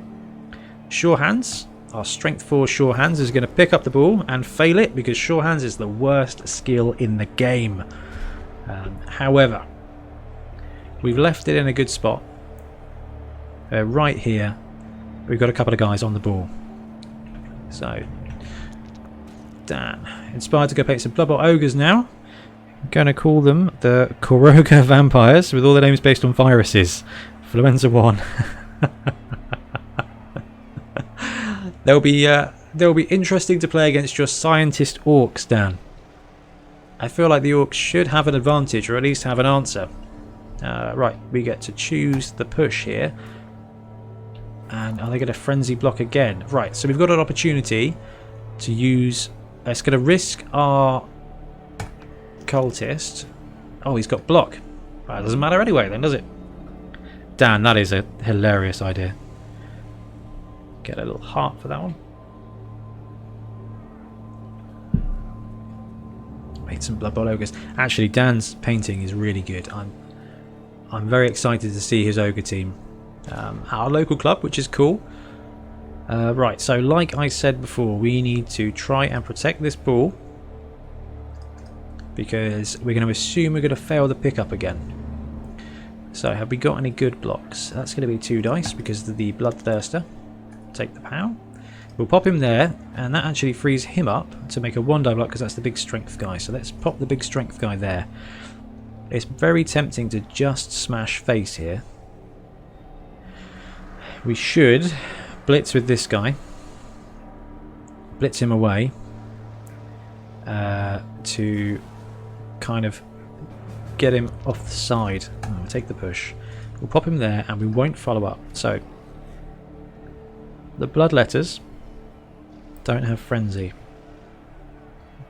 Where best to put him? I think actually there is fine. He's going to pick up the ball in theory. Right, Bloodthirster, stand there, scare some people. So happy to wander around but not happy to punch things. It's a peculiar Bloodthirster. We'll take the push and we'll pop him along our line of guys, giving us extra strength, and then we do get the both down. So we take their player out there as well, and now we can flank with this guy. That's a dodge, didn't see it, and he goes down. This is the tricky bit between swapping between Blood Bowl 1 and Blood Bowl 2, is the controls are slightly different. And what are we doing next? So, okay, that's not bad. We got away with that one. They've taken the choose. I'm going to choose the skull all day long. There you go. Take a punch. So they're actually closing in on the ball, which is causing. So this guy just needs to actually pick the ball up. So I am tempted to pop him there and then blitz with this guy. Hopefully we can pull off the first blitz. Yeah, we do. Because the second block would have been 1 dice, which would have been jolly bad for us. We are going to, because I can't see anyone that we can move. We can move him to there without any dodges. Good. Checking now. Because it's not going to be as user-friendly and helpful. Pick up the ball. Picks up the ball, and we're going to go chill out next to the Bloodthirster. So we've actually got a decent amount of board presence here. If he follows up, what kind of block is he going to get? He's got block, so we might be alright. Take the push. Now it's going to be a 2 dice they choose. No reroll. Double push. So we got very lucky there. This guy is now free to stand beside our guy and defend. Now we haven't used our reroll, and we've got a guy here and a guy here. So who's got a skill advantage? He's got Mighty Blow. I don't particularly want to 1 die him, and I think we're going to have to leave it there. It's tempting. What am I doing? Let's just have a crack with the Bloodthirster. Boom. Follow up. Claws him down. Now we're finished. You can't pass up a Bloodthirster block. Although you probably should, because it's not guaranteed. Alright. Where are we looking with these guys? So they're going to blitz the ball carrier. We knew it was coming. And we get to choose another push.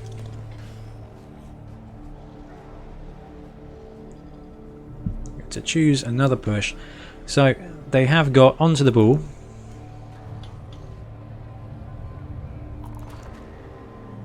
And then they failed a dodge, so that helps us out nicely. Just going to check in, see if we've got any games on the go. We're running a bit quiet at the moment, which is fine. So he's tagging him, so he can blitz him off and then make a break for it. So that's what we're going to do. No, we can't, because there's tackle zones everywhere. The Bloodthirster. Let's see if we can't get a nice block here. We do get a nice block there. Let's pop him there. Follow up. Stunned. Stunned is good. Now, we can blitz here, but again, that will leave him there. So we need to try and move him away. So we're going to have to stop clicking on strange players, for one. He's going to stand up. And he's going to stand up as well. Dodging shouldn't be easy for Khorne teams, but in this Khorne versus Khorne mirror match, I don't want to risk it. Because a 1-0 can turn around real quick. Now, we should be able to block him off the ball carrier. Take the bush. Follow up, we still got the Bloodthirster over here giving the extra support. Yeah, takes the both down. We'll just chain him up like that. Now, we get a good way to block him without risking the ball carrier. So it goes there. Alright. Now, we are free to move the ball carrier up, even though most of our players are here. So if we pop this guy there, we can move our ball carrier up here in cahoots with these guys, which is not perfect, but it is not the end of the world. And we've got a reroll, so dodge, and I do mean to dodge this time. Dodge to there. So we've got 2 dodges, so we made the first one and we'll fail this one. Nope, but we had the reroll, so that's alright. He gets bad blocks everywhere, so end the turn.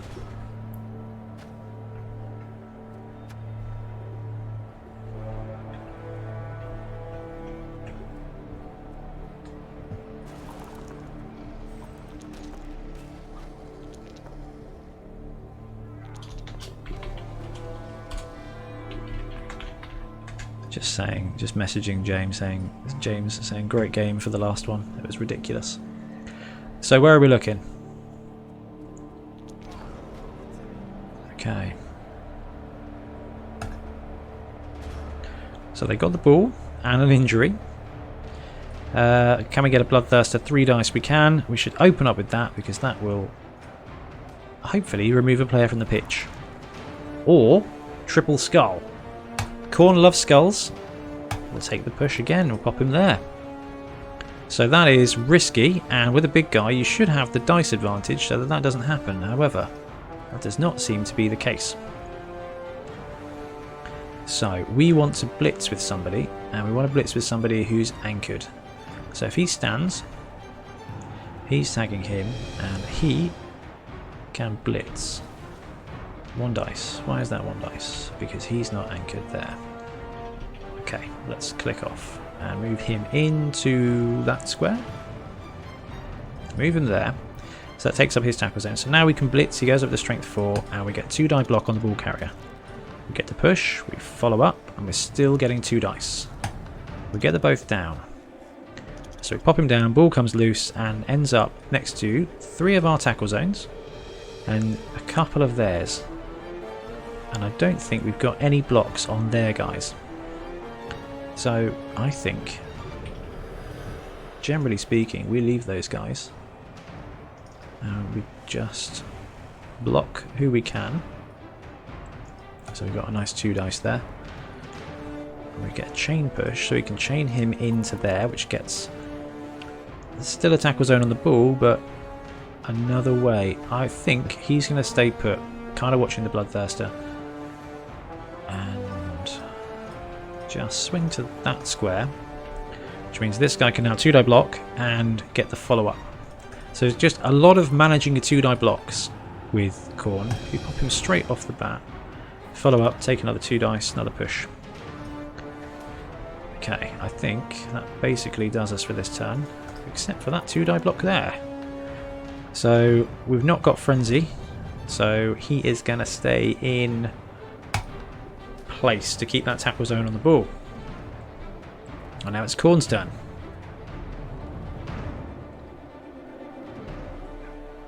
Okay, so they're just standing up their guys around the ball and failing the double both down. That's very good for us. So who of these guys has got Frenzy? Because we've got a profitable block here and we're going to do it twice. Not going to need it though. Let's pop him there. Has to follow up. Okay, where's my sure hands? Is it this guy? It's this guy. So if he blitzes and gets the strength there, we can follow up and he can pick up this ball on a 3+ with a reroll. No, having none of it. I will say it for a second time. Sure Hands is the worst skill in the game. So let's take that menu off so that we can have a proper look and see what's going on the game. Choose block dice. So it doesn't really matter if they've got they didn't blitz, so their jug doesn't work, which is okay. That would have been quite useful for them. Alright, now I'm real tempted to just Sure Hands blitz this guy away, but I don't think he can be trusted. So he's going to blitz him away. That's their strength 4 guy again. Your strength 4 guy seems to be a little bit better than ours. And he's going to go into there, blitz him, and follow up. Okay, pops him down.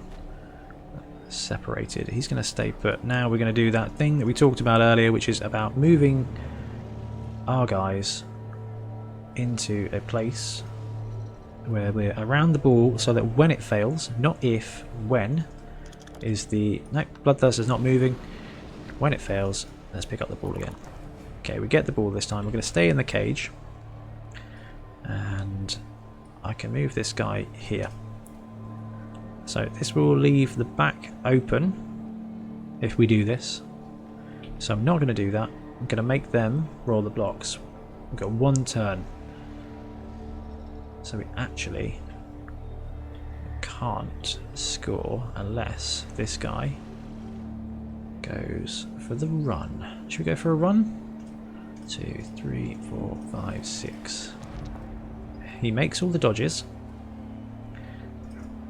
He makes go for it number 1, and he makes go for it number 2. So that guy is going to have to score for us next turn to get that second touchdown. Go, end turn.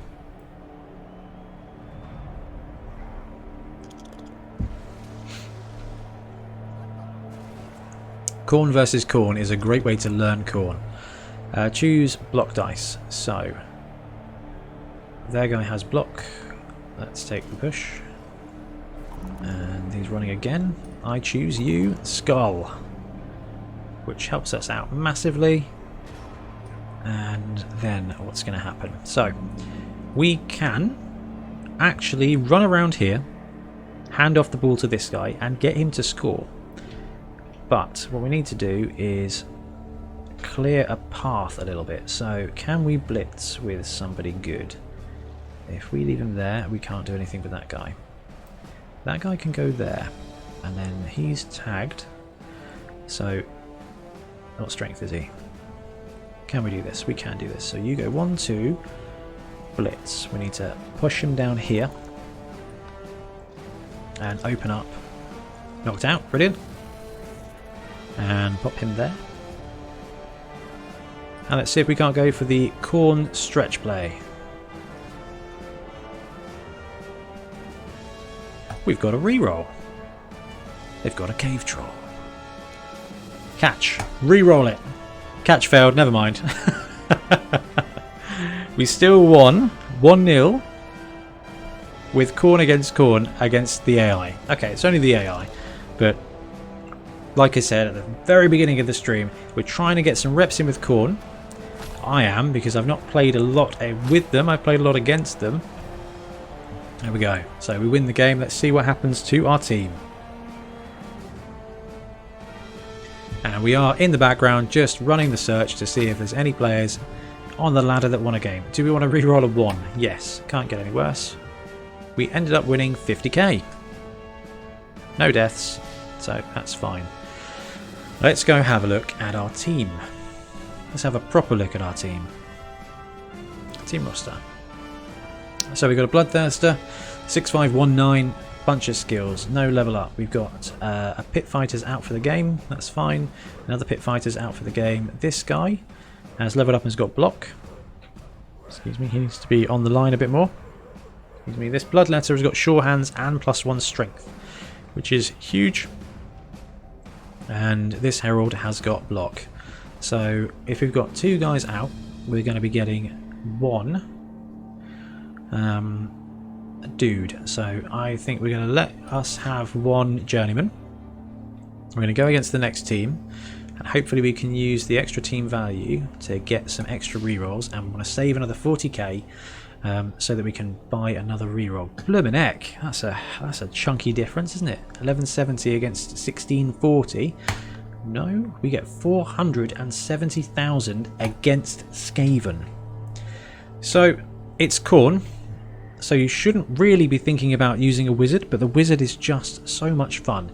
But for now, let's have a look and see what star players and mercenaries we have access to. So this guy is a beast.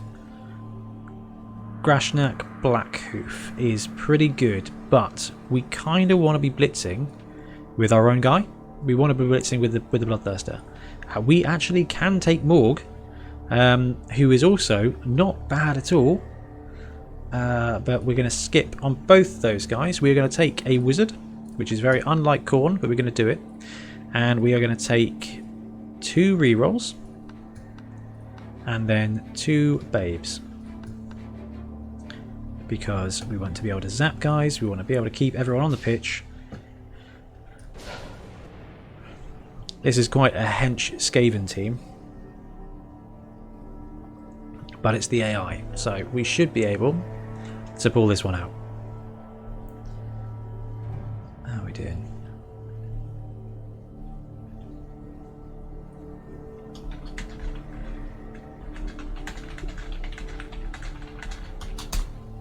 Let's pop that in the Discord, see if anyone else is around for a league game.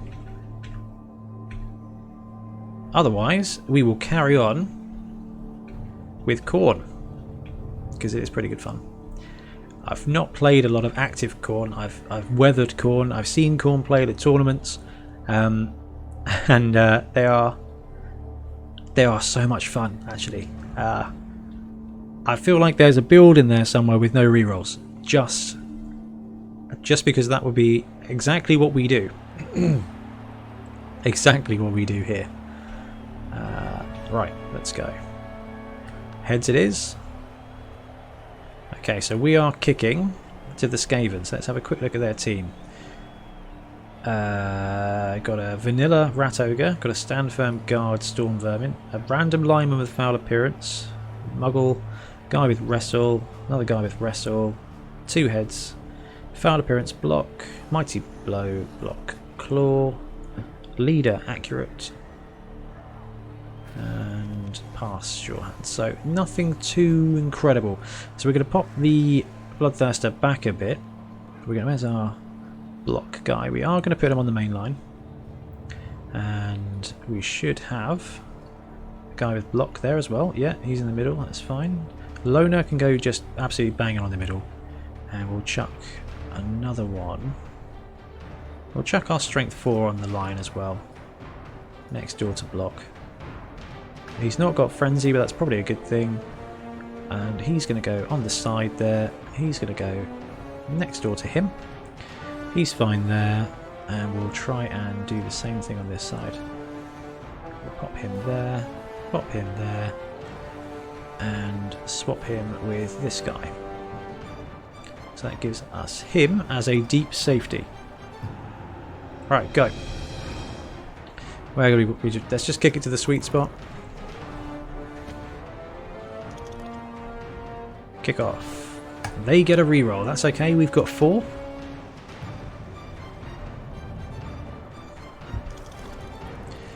Haha, see? Sure hands. It's the worst of all the skills. Right. Can we steal? I don't think we can steal at the moment. Here is our strength 4, so we can hopefully clear him off the line. Don't have block on him, so we're going to have to reroll that straight off the bat, which is not ideal. He's going to stay in place.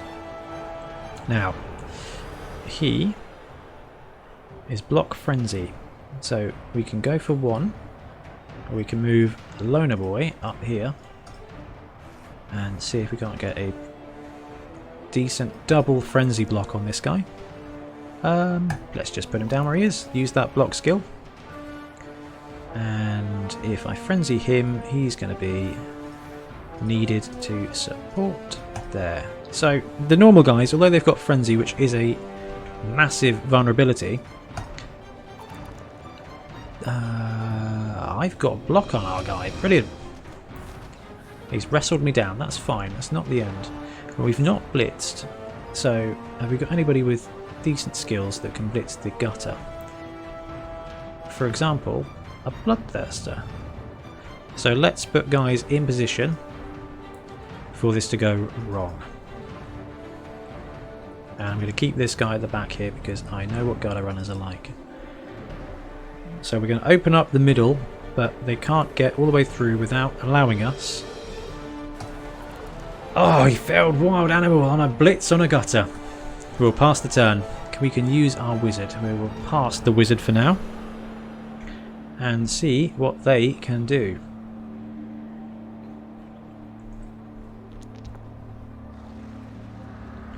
So if you're just joining us, we are playing both Blood Bowl 2 and Blood Bowl 1. The reason for that is we are currently in Blood Bowl 2 looking for a game on the Bonehead Podcast Cup. And while we're doing that, we're doing some practice games with Corn on Blood Bowl 1 because we're going to be talking about it on the podcast. So if it's looking unusually old school, the reason for that is because we are trying to get some practice in. So no deep field penetration from there, guys. We do have an absolutely gorgeous opportunity here that I cannot give up. Probably should have pushed him to surf, but would have been fun. Okay, that gutter runner is pinned in place and is going to take some work. He has got strength but no frenzy, so we're going to take the frenzy 2 dice here because I want 2 opportunities to pop him down. Luckily for us, we only needed 1. So if we put him there, then we should get some good blocks here. Now, I'm not going to go for the heavy armoured guy, as I'd rather just work on the lineman, especially when it comes to Skaven. The linemen are very much a weak link. They're great, don't get me wrong, but as soon as you start murdering the linemen, their positionals, which are also very good, run out real quick. No, you're fine with wild animal. You're going to jump in and just distract that gutter runner, and you're going to jump in and distract that gutter runner as well. Pass the turn back to them. Do we want to use the wizard? No, we'll wait. We will wait. It's very tempting to zap Skaven, but I'm not going to bother.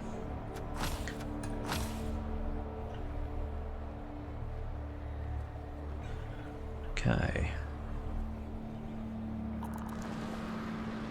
So the AI has dropped back to pass at a later date, keeping him safe. So what we're going to do is we're just going to work on the team using frenzy and our strength advantage. Well, that turned around, didn't it? Look at that. I was kind of expecting to pin him to the edge and just surf him, but no. Okay, they have failed a dodge on their storm vermin, and we are going to blitz this gutter because it is fun. Although if we bring him back to there, well, that could be fun to hit it with the bloodthirster. I'm not going to risk our blitz on wild animal. Let's just take it. Let's not get too greedy. It's already greedy 3-dying a gutter. Right, I'm a bit worried about bringing the BT into the mix, so let's go there. He's alright with it, and then we're going to shield somehow. I think that will do it. So let's put a guy there to protect our thirster. He's going to run up here, threatening the ball, and then we've got a game of pass the gutter runner around here. Do I have... No, I don't. He does have block, so let's pass him up. Frenzy him again. We're going to have to re-roll that, and we re-roll it into a POW, so a follow-up, because we have frenzy and have no choice. He's going to jump in here. It's not going to give us an assist, but it is going to threaten, and he's on the ground. That's a 1-die block. That's a 1-die block. That is a 2-dice block, so let's go for that. Take the push, and we should be able to frenzy ourselves off the sideline which we do. So while it does technically free up the gutter as well, it saves our guy from getting absolutely surfed. So we'll pass on that. Hey Kyle, how you doing? No rerolls, 6 ogres. Such good fun. Because it was very good fun.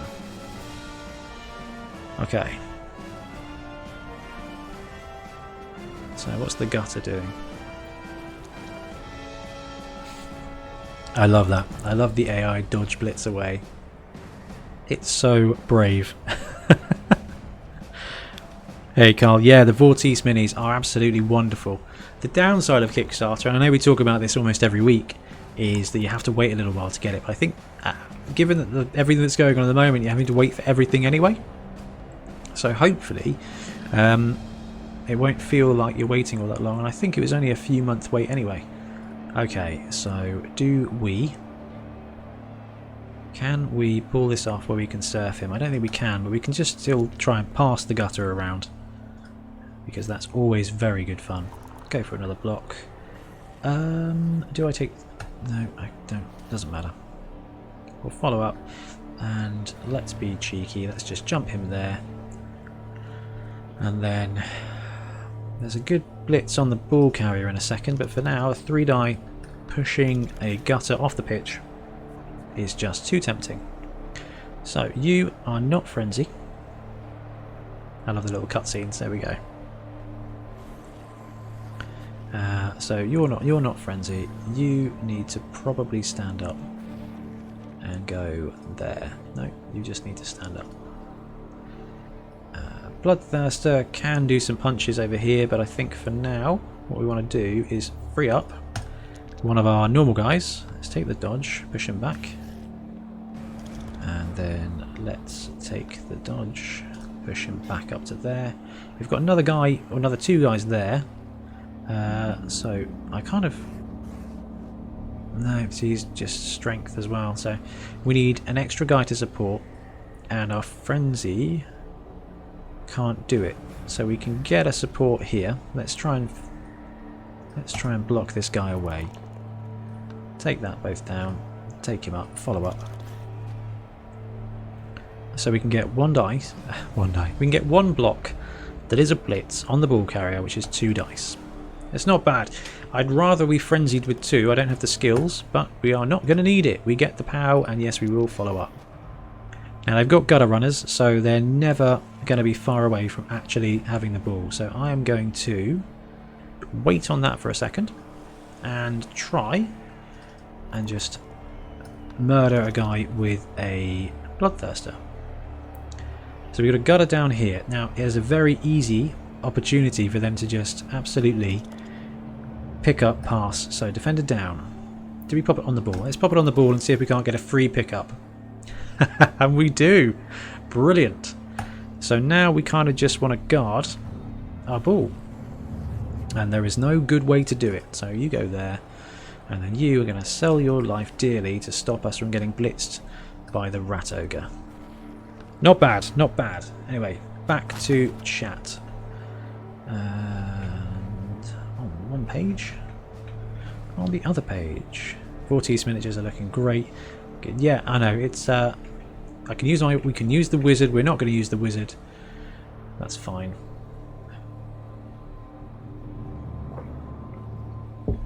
How's the hobby world, Kyle? Anything on the go? Okay, not a bad way to get our turn back. So let's have a look. Good block chaos. So we've got some good blocks here because that is a gutter. It's got foul appearance, so it could muck us up. It's got dodge as well, so let's follow up.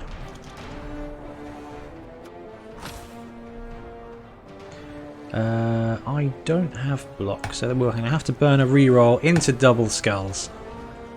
Our guy's alright though.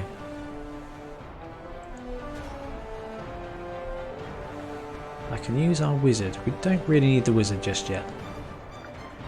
We're kind of in striking range of turning over, of scoring a turned over touchdown, which would be great with Khorne against Skaven, although as you all know, Skaven can just absolutely bamf touchdowns out of nowhere. They're not quite elves, as we saw earlier.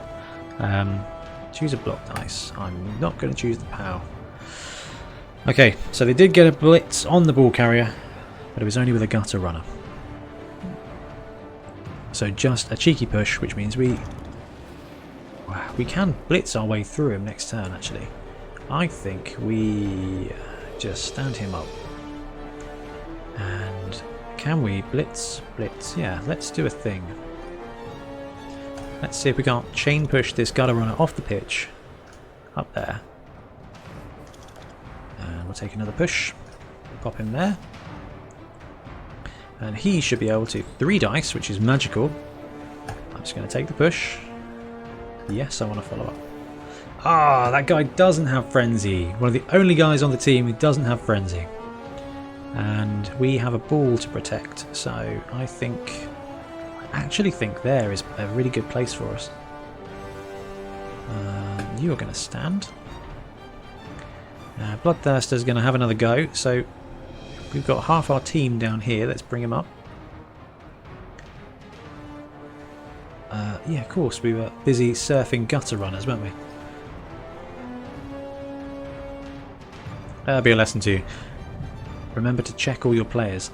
So let's pop him there, because we can't get the Bloodthirster any support. And quite frankly, the Bloodthirster doesn't need any support, he just needs to actually do things. Which he gets. Push, stand firm, dodge. Takes him down. Gets a bit of claw action. We are going to start using one die blocks a bit more aggressively here, because I want to move up our ball carrier up the pitch. Choose a block to use. Wrestle? Wrestle us down is fine. 6, so we've got 2 turns. This is probably staying put, actually. Do we want to use the wizard? We don't want to use the wizard. We'll save that for the second half.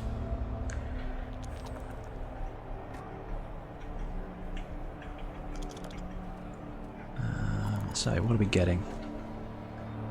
Let's pop this up. Knock down, turn over. Brilliant. So for those of you just joining, we are running some Khorne practice games while we are waiting on the ladder in Blood Bowl 2 to get an opponent in the Bonehead Podcast Cup. So, can we do things? We can do this thing. This looks like a good thing to do. Foul appearance saves him. So, I can blitz through, but only if we can punch a hole. First of all, let's get rid of this gutter. I don't want to follow up. Let's get him off the pitch. That's good. Are we going to see a cutscene, or is he just going in the reserves? Nothing too serious. It was worth a shot. We can blitz here, but I don't think that's what we need to do. It's turn 7, so you have Frenzy. How can we use this to our advantage? Is there a way we can free up our ball carrier using some kind of blitz? Or even free up this guy? Yes, I think there probably is. So let's blitz him. We should get a decent follow-up blitz. We get a push, that's fine. We'll push him in there, we'll follow up. Nope, that guy doesn't have Frenzy, so that's fine. You, however, 1 dice. Not enough. Not enough dice. You block him. Take the POW into the hole. So that's fine. So now we've got 1 turn. So I'm tempted to just punch that guy and then position ourselves for the stretch play, but we haven't got any rerolls. Is it worth just risking a dodge? I think it might be. So let's position the rest of the team. Is the Bloodthirster up for moving? He is up for moving. Let's pop him up there. I'm worried about that gutter a little, because if we fail our dodge, the ball is going to end up on the ground. So let's just tag some of the other Skaven and then go for the dodge play. We get it. We get it. So it's going to take a really strong defensive strike from them. Do we want to get the wizard? Do we want to get the wizard to nuke? No, we don't. Let's wait. Forgot about the wizard. Absolutely forgot about the wizard. It doesn't feel massively Khorne-like to use the wizard anyway, does it? Okay, so they got the blitz on our ball carrier. And he's now against... Choose a block dice. Well, let's take the push. Ah, gutter runner 2-die up blocks. Man, I love those. It's a very strong staple of my league team. Leaping in and just having a go with wrestle on 2 dice up. It works more often than you'd imagine. Okay. So we can blitz here. Giving us enough strength to hit this guy, murder him down. And then run in the touchdown on turn 8. There we go. Not bad, considering we're fighting up 400 TB. It is, however, against the AI, so take with me. Hey Tiff, yeah, it's snowing. It is snowing, actually. I hadn't considered that, which means I'll go for it. So unless I'm terrible at this. Right, we're receiving the kickoff, so we want Sure Hands Man with you, and we are going to go for the standard blitz on the edges, guys in support, and I think we will deploy a little further ahead than we normally do. I know we're playing against Skaven, but that should be okay, so we'll accept that. We'll see how they deploy. Where the ball goes even. So they get a reroll. We're up to 4 anyway, so it's fine. And we nearly got a touchback, so let's just try our standard Khorne strategy. Let's take the push, and we'll frenzy a second attack. Push away is not. We should have probably deployed this guy a little bit closer so that he could have gone for the follow-up. You are going to try the same thing against this lineman. Now he's got wrestle, but he doesn't have dodge, so we bounce him away. He's going to go there. What we should do before we do the block with the Bloodthirster is bring guys up to protect the ball a little bit. And also position ourselves to get a cheeky block next turn on the Gutter Runner, because what we want to do is force them to have to roll dice. And you, we would like to go there. You, we would like to go there. Sure Hands, we would like to pick up the ball, so you need to go there for when Sure Hands fails. So, in you go. 3+ with Sure Hands. Easy, right? He gets it. And our reward for him getting it is that the Blitzer tool, Bloodthirster, gets to take 3 dice on this poor defenseless Skaven guy. Not bad. Let's pass. We don't want to use the wizard. And we'll watch very carefully and see what the AI does. For those of you just joining us, what we're doing is we are running Blood Bowl 2 looking for an opponent on our league, and at the same time we are practicing with Khorne on Blood Bowl 1, because Blood Bowl 2 doesn't have Khorne, and we're going to be talking about Khorne on the podcast. So I figured it made sense to get some practice games in, because I've only played against them really. And it's a great fun team. I've got a few games in last night, so they have block, so doesn't matter. Just happy to go down because we can't survive that one. Who knew us tagging that Gutter Runner would get our own guy knocked on his ass? Okay, here we go. What do we got? He is still on the ground, so we can foul with the Bloodthirster, but we don't really want to do that. So they have managed to absolutely mob the ball already. So what can we do to make this better for us? Obviously we're going to have a cheeky punch at a Gutter Runner and clear him out. We get another free reroll. We take the push to there. That's our loner guy, so just going to clear him out. This guy's going to stand. And we've got a bunch of guys here in tackle zones. So if he stands up and goes there, then this Bloodletter will get 2 dice. He will also need to stand up, because on the follow-up, assuming we fail the block, which we don't, but that's okay. Yes, let's follow him in. So now we can actually blitz the ball carrier free. And I think that's what we'll try and do. Blitz. That's bad. That's very bad. Let's re-roll that. push. So it's Frenzy. I have to follow up. Yes, let's follow up. Now the great thing about Frenzy is that it's going to... Oh, he doesn't have Frenzy. This is our Surehands guy. So that could be pretty costly for us.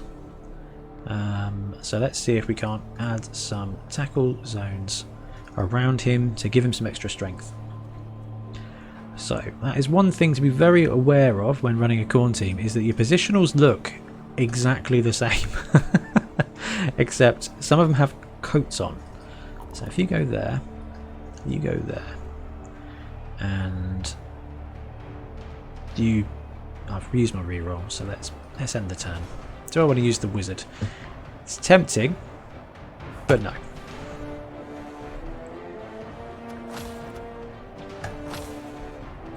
And they're going to get a blitz on the ball carrier. It's not... Oh, they pop him down. Choose block dice. Push. Okay. So ball is dangerously near their gutter runner now, so they could just do a gutter runner smash and grab. Although we've got 2 tackle zones still on the ball, so let's not do that. 2 tackle zones on the ball should help us. Alright, they went for the block. Which now means that there are just our tackle zones on the ball. So how do we do this? That's bad for us. If we put him there, it gets slightly better for us. So can we do good things anywhere? Yes, let's try Bloodthirster and go after their big Storm Vermin. We're going to have to try and reroll that. We don't get it. They both go down. Plan was to try and use the... Do we need a wizard? Not without taking out our own guys. The plan was to use the Storm Vermin, to use the Bloodthirster to push the Storm Vermin to crowd surf our own guys. Not to crowd surf, but to surf our own guys. To get closer to the ball so we could take advantage of the extra movement, really. Didn't quite work out. Ooh, getting all the knockouts against us. So this could be Khorne going wrong. Because they are getting all the guys on the ball right now. And picking it up. And running away with it. So, the good thing about us is that we've got this guy on the edge here. Who will be able to make... the blitz. So, it could be... risky, but I think it's probably the only way we're going to get out of it. Brilliant, we get away with it, they get the knockout. So their Rat Ogre is out now, so what we're going to do is we're going to bring him around. Can't get all the way in, so we'll just tag that rat there. He is Frenzy and Horns, so if we can get him on the ball carrier, which we can, not without a dodge though. So we'll stand up this guy. Hey Nicola Lamley, how are you? Nice to see you. I hope you're enjoying isolation for several months from the sound of it, which is a bit brutal. Okay, dodge block Frenzy. So let's take the push. Let's pop him up. We do have to roll the go for it to follow up, which we get a push again, so it's not going to be quite enough. But we are going to end up with a good few tackle zones on the ball carrier. Now, I think they're going to be able to go for it and they're going to be able to get it. But it forces them to roll the dice and that gives us the advantage. He's on the ground. He needs to stand up. And there's not a great amount else we can do except punch a gutter runner. And we get him. And we will follow up.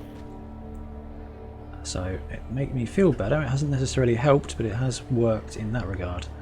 I can't dodge him out except into there, which is no tackle zones. Let's take the gamble. We get it, and then we can pop him in there and hopefully make their dodges a little bit harder to do. Do we want to use the wizard now? Yeah, let's use the wizard. That's lightning bolt this guy. Gets him. Ball comes out. Okay. Fantastic. Straight into a turnover. So we've got Frenzy block here. We'll see if we can't clear the gutter runner off the ball. Take the POW. Drop him down. And we're going to use this guy to pick up the ball eventually. Can we get anyone close? So let's move him up. We can use this guy to hopefully bounce the ball free. So we get the dodge pow, we'll drop him down, follow up. He's going to pick up the ball. Is there any good blocks we can make first? Okay, never hurts to 2 dice a gutter. Take the pow. Then he's going to move to there. And this guy's going to try and go for the pickup. Which he gets, which is brilliant. And he's going to run up and hide behind the Bloodthirster. So that's cool. We're going to try and go for the Bloodthirster block here. Yep, gets it. Now, push him up, follow him up. So it's going to be further away from our ball carrier, but it should be okay. And I don't think... we do have a 2 dice there. Let's take the both down. And we knock out the gutter. Which is, in fact, a big play.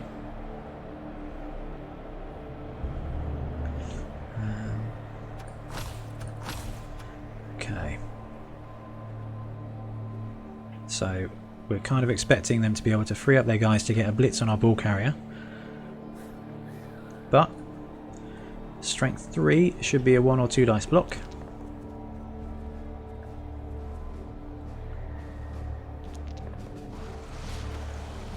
Okay, they knock out our letter. And it's our turn. So we should be able to blitz. Ah, we fail with the Bloodthirster. So can we find a way? We can blitz him out. Take the pow. Move him there. Follow up. And swing around to tag their player there. And obviously we're going to go for the block frenzy against the gutter again. Take him, follow, injure him. So get a couple of SPP for that, which is awesome. He's going to take the 2 dice on this gutter. And it's not science, but that is the best way to take out a Skaven team, is to just destroy the gutter runners. We've got the ball again, it's our drive, and we are in the lead. So we have a bit of an advantage there. So he's tagging him.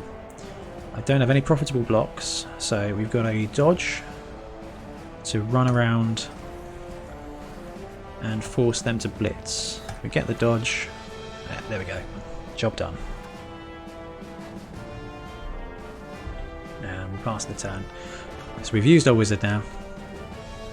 And they're going to have to go for the 1 die blitz. Push. That's it. We survive. All we've got to do now is blitz away and get that second touchdown.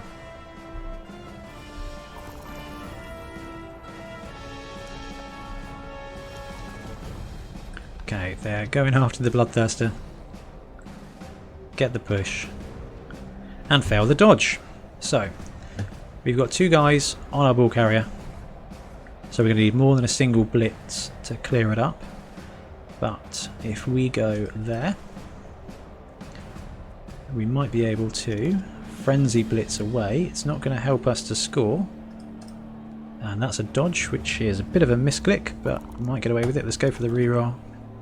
So now we should be able to get him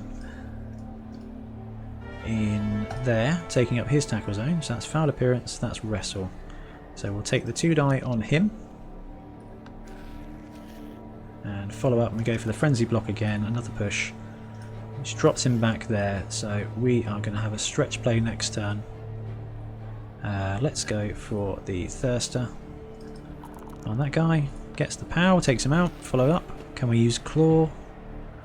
And let's run these guys in, because if we can stall that, we still got a chance at swinging the blitz touchdown.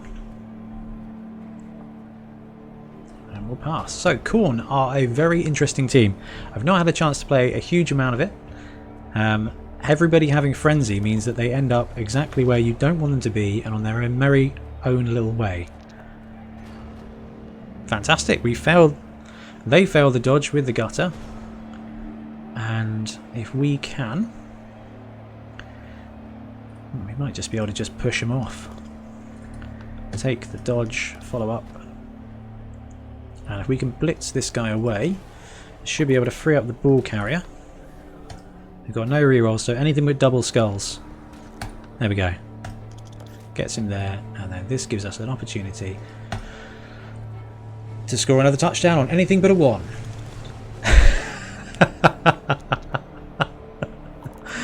Yep, go for it into the end zone failed. We're still going to win 1-0. But that's absolutely classic Blood Bowl. Anything but a 1, and there you go. He's not hurt, so it's fine. They've got 1 turn 16. They've got 1 gutter down the end, so it's a heck of a play if they're going to do it. Let's switch to camera mode, see as they go. He fails to go for it. Brilliant. So we win that. Tough game, but we still win. I'll take it, and let's see if we get any good level ups for our team. And we'll keep the winnings, and we'll go straight to our team. Do want to keep him, no SPP. Nope, that's fine. And let's see. We win the trophy with Corn, and I think we won all of our games. Or drew one of our games. That's cool. There you go. So that is winning with Corn against the AI, which is not all that difficult, but it is a pretty cool team. So let's move on to our next competition and see if we can't. Let's level up some of our guys first. So who have we got to level up? Pit Fighter Cultist. And let's go for a move up level. He gets a double. So this is a regular guy on a double. What are we looking at? What does he get for double? So passing, pass, leader. Leader could be useful. It could save us a lot of money. Not great. Agility, dodge, jump up is quite useful. Sidestep's quite useful. Let's go for sidestep. I feel like sidestep on a raging frenzy guy is pretty useful. And we are going to purchase a reroll because we've got the cash for it. And we will call this video there, and then we'll be back on. We'll play one more game before we end the day, and we'll just roll up and see if anybody else is around for a game. So, going to take a few minute break, and we'll be back in a few minutes.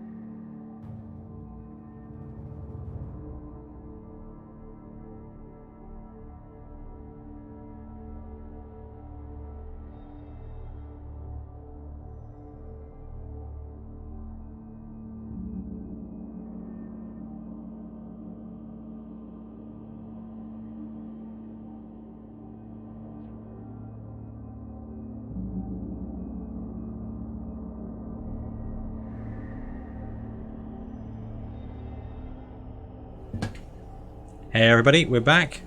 I should have coughed before we got back. And just gonna run up a cheeky bit of Blood Bowl 2, see if we've got any opponents to run a game against. If not, I'm very tempted to run another game with Khorne, you know. Do we run another Khorne team, or do we take our Skink team out again? No Skinks can be a lot of fun. Let's have a look and see what we've got. Soon you will be lifeless for Khorne. Let's have a go at this. Let's save. Save without quitting. Let's save the Khorne team, and then we will switch back to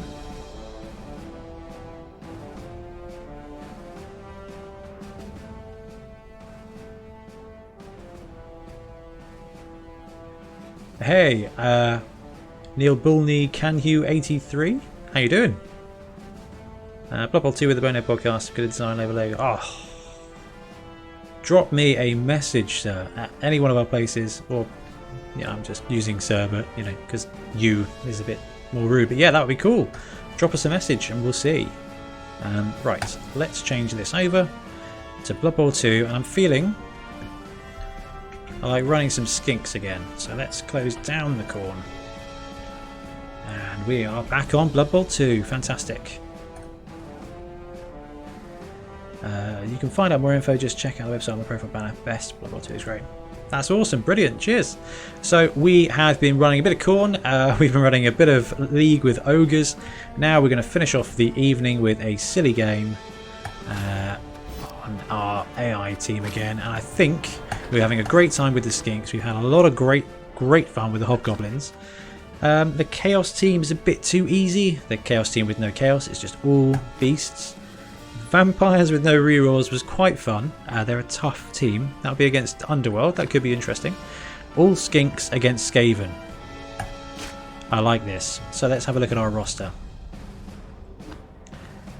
What do we got? We've got a Skink. We've got another Skink. We've got another Skink. What skills have we got?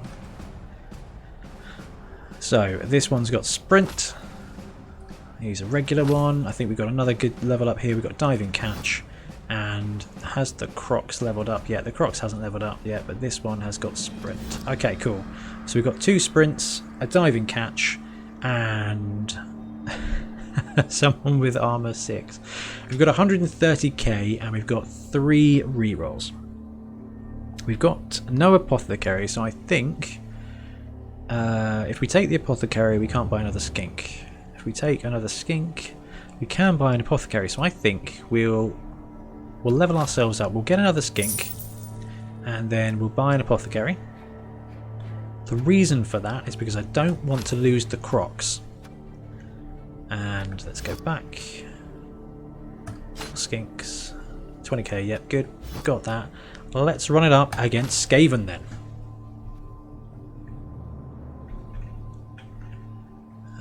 So we get no petty cash. Let's go next. So they do get petty cash. Budweiser. Oh, they get Fez Glitch. They get Fez Glitch and a Bloodweiser Babe. So it could be brutal for us. I feel like we'll be alright. Excuse me. Still not got entirely over the sore throat. I've had it for a week now. It comes and goes. I imagine that streaming and talking about Blood Bowl all day probably doesn't help, but you can't give in to everything. So we've had a couple of games with our Skink team. Right, kick or receive. We're playing against Skaven. So if we receive, we get a Croxagore Blitz in against somebody. If we kick, let's go for a kick. I feel like we've got an option to take out their best player. So, that Skink is a regular Skink. That Skink is a regular Skink. That Skink is a regular Skink. That one is fine. That one is Sprint. That one's normal. That one's Sprint as well, so let's put both the Sprinters on the inside. And some point, probably on the bench, we've got our armour 6 guy who we're going to keep in reserve, and I think that will be our diving catch. So actually I'm happy with that layout. Let's do it, let's do it. Okay, so again we're just going to go for the sweet spot. We've been playing Blood Bowl 1 and Blood Bowl 2 at the same time, and I'll tell you, Blood Bowl 2 is a much smoother interface, and not having to right click on things is great. So let's zoom out a bit and let's see what's going to happen. So ball is there, which is actually quite good for us if they don't scoop it up. So it doesn't feel like we've got this dodge, so it goes to the one side. I feel like we've got an entire Skaven team here. Lineman, there. So Fez Glitch is having his merry way with our skinks at the moment, which could be lots worse. Could be lots and lots worse.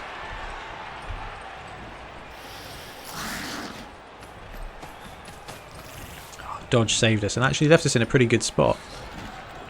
He is on strength 7, and I'm a bit confused about where half their team is. Lineman there, gutter there, gutter there. Okay. I actually really like that paint scheme for Skaven. So dodge saves us again, which is fantastic. And I've just been playing a load of Khorne, and I've ended up playing 2 games. One of them tonight, Khorne versus Khorne. So I'm kind of like, I've got PTSD for Frenzy. I'm like, everyone's going to be double blocking. Block and block and block. Fortunately, that's not how Skaven work, except with this big guy in the middle. He is repositioning. Thank you, AI, for not blitzing with the Rat Ogre. Dodge. He gets away with that as well. Right, so Gutter has the ball. Can we croc splits? We can't croc splits because we've got guys everywhere. So, can we stack our guys into a spot where we can get a decent block? So, if the Croxigal was to, for example, go there, he made his he failed Bonehead. That's fine. This guy then can go there, and I feel like we should be able to get a 2-die block here now. +1 strength for that guy, so we need to chuck an extra skink. I want to blitz with one of these guys. So if he goes there, now we can get the block. We've already found out that the Crocs is having absolutely none of it today. This isn't going to help us in the slightest. So we're kind of, we will stay put. We just want to free up somebody to take Fez Glitch down so that we can blitz in this angle here. So I'm not necessarily up for a bunch of dodges, but these are stunty guys, so we might be able to go for it. 1, 2, 3, 4, 5, and 6 to there.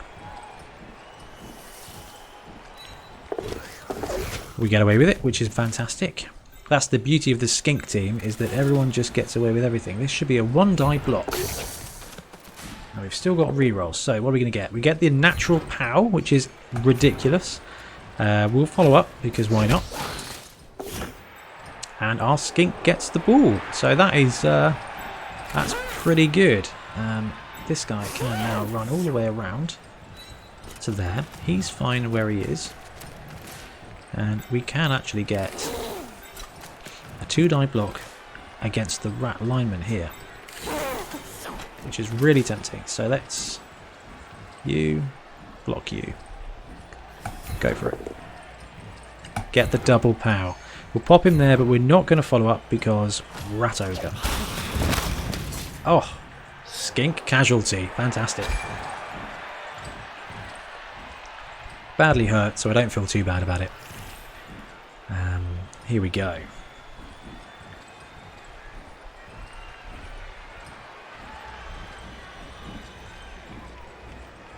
End turn. That's the other thing about Blood Bowl 1 is when you run out of moves, it just immediately ships your turn off. Okay, so he gets all the dice and absolutely smashes him.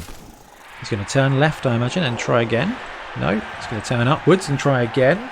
No. And I think he's movement 4, Fezglitch, so he's got one more opportunity. And he goes wide.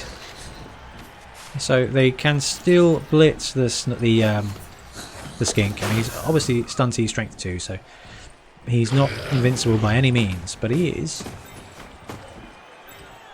And he's out of scoring range, so we're going to get a 2-die block here.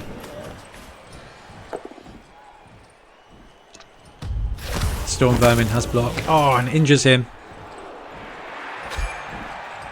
Badly hurt's fine by me. That's not bad. That could have been so much worse.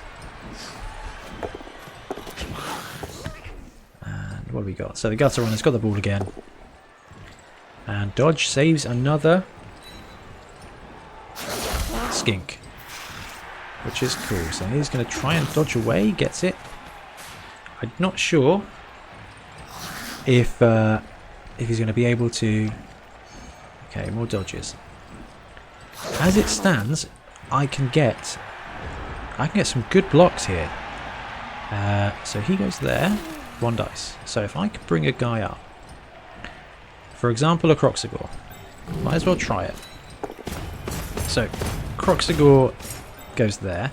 He blocks him. Now what we're going to try and do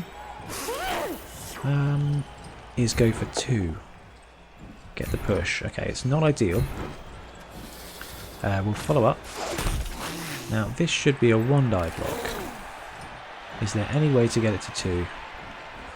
Not exactly. So do we take the 1-die block, failing on a 3+, or do we take the dodge? The dodge is better. So we will go you to there. Okay, thank you, reroll. You are going to blitz, and I think you're going to blitz. 1, 2, blitz. And we should be able to get a follow-up block here if the blitz doesn't pan out. Blitz doesn't pan out. Okay, that's fine. So that goes there. We'll follow up. And then we'll take another block. So if this doesn't work, what are we going to do? So 1, 2, 3, 4, 5, 6, and 7 to there. Okay, we get the dodge, which is brilliant. Now we want to take this block and we want to end up with him there. But I'm not sure this is not going to go completely wrong. So we're just going to bring these skinks down as kind of last-ditch defenders. Skinks aren't bad, but by a long shot. Especially when you're facing gutters. So that will at least force them to make a move around the edge. This guy. So what do we want to do? We do actually want to bring him down, I think. To there. There, possibly. It's not brilliant, but it will create another tackle zone roadblock. And let's go for the 2 dice here. I'm sorry, what? Oh wow, we get 3 dice, and none of them are good. We're going to take the glory reroll. Here we go, 3 dice reroll. Get the POW. And I'm willing to risk a side thingy, and we're going to follow up. I'm willing to risk the ball going off the side, because we've got a significant movement advantage. Actually, what happened is that our own guy got the ball, and I think that's everyone. Not a bad turn at all. Okay. Are we moving Fezglitch? We're moving Fezglitch. And he gets away with it again. Alright, cool. I love Fezglitch for Skaven. He really adds a threat on the line. I cannot recommend him enough. And actually, if you're playing in a league or a tournament that allows the CRP legacy players as well, you can get Fezglitch and the Verminator in one go. And the Verminator's 130, I think. And it's basically a second Fezglitch, but I think he has Mighty Blow. I'm not sure if Fezglitch actually does have Mighty Blow. We'll find out in a minute. The skink survives. The droid is ready. And the skink survives there as well. Dodge is saving us today. So we're expecting a lot of 2-die blocks not to go in our favour. Okay, what can we do here? Can we get a 2-die... Oh, can we get a 1-die block? Is the Crocs in a position to do anything for us? If he blitzes in, he will free up some guys, but it's not going to be amazing. But it would be funny to do a chain push, actually, so that seems fun. And then blitz that guy. Push him off the edge. That will work. And he doesn't Bonehead, so that's fantastic. We'll take that, and it should be, yep, goodbye gutter, and hopefully goodbye lineman. Let's stay in place. Fantastic. So knock out a gutter, stun another guy.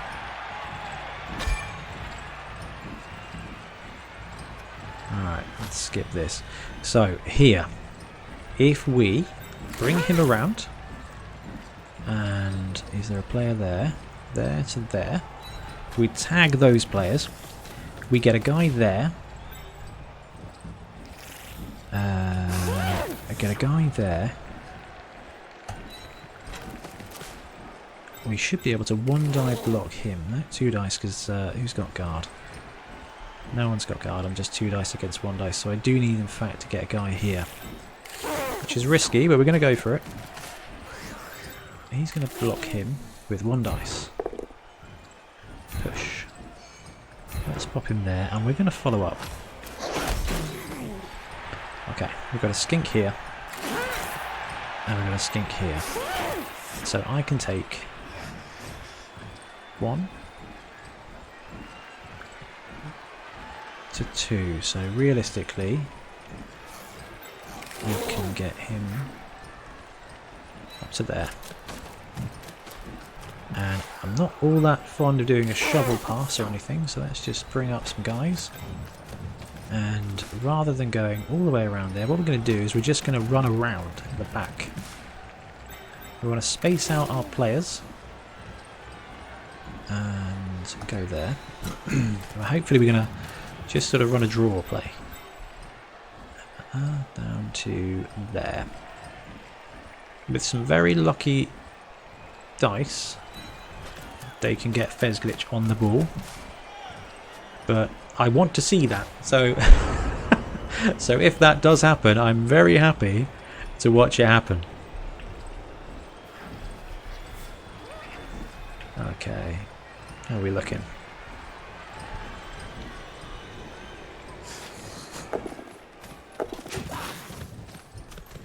Oh, gutter runners lining up.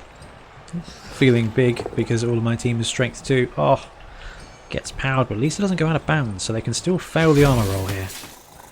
Which they do. And we get a blitz here, and are both down. I'm not sure if this guy is a storm vermin. He is. And whole 10 Kwapek is injured. Badly hurt. Badly hurt is fine. Let's just check and see which guy it was. So who have we got out? We've got a regular guy and a regular guy who is close to leveling up, so that's sad. Okay, Dodge survives again.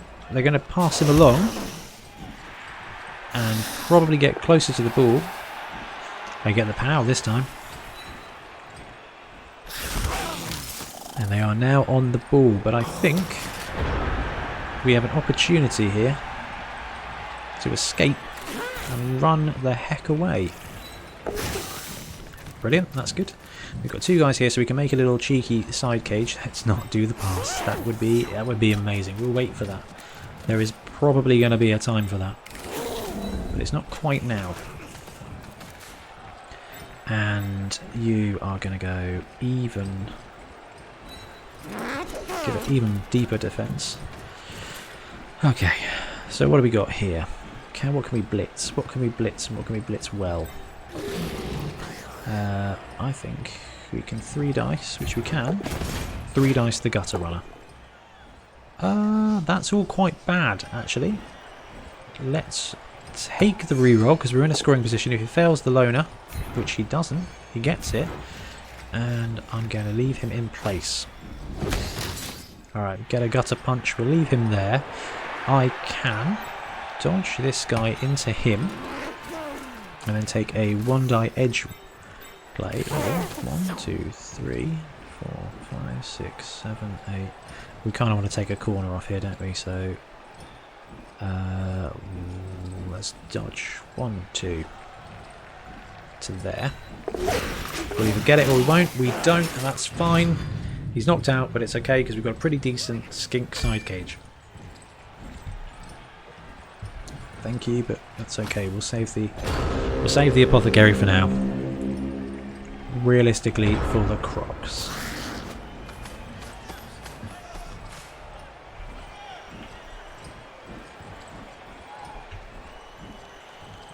Fezglitch is on his merry little way. Is he going to get our crocs? He misses the crocs. That's great news for us. Oh, he gets him on the swing. Knocks him down. Doesn't break his armour, so we get away with it. Alright, they're going to get a gutter near our sideline cage. Let's see what movement he's got. So it's going to be 2 go for it to get a touchdown as it is.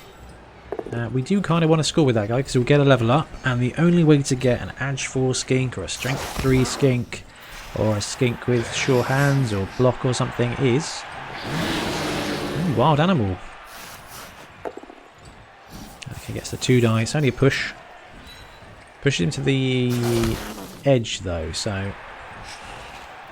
And he gets 2 dice on him, gets the POW, knocks down the skink. Kind of playing past the skink there. Mazdamunts is stunned. So we can run this merry little line down, and we can actually 2-die block the gutter here. And we get a POW, which is fantastic, so we'll follow up. Essentially tagging the gutter in place. We're going to try and stand the crocs. I'm not going to blitz with him, but it is better for us to force them to roll than it is us to do anything else. He is just going to go full sideline here. Let's check out the strike range of the gutter. That is huge. This guy has got a huge amount of movement. Let's... I don't think we can do anything to stop it. Except go for that. So, let's not do that. We can form a bit of defence around him, and I think it's probably worth it. Excuse me. I don't want to score just yet. Let's go there for you. Force the run around the edge. We should be able to move 2, 3 to there. It's going to be risky. Yeah. We are going to use a team reroll for that actually. Let's see if we can't keep him up on his feet. Which we can. Cool. And then I'm very tempted to just try and do the same thing here. It's tough dodges, but he gets away with it. And then we are going to go for it to there. And that should cause 1, 2... Quite, yeah, it's not, there's not a lot we can do differently with that.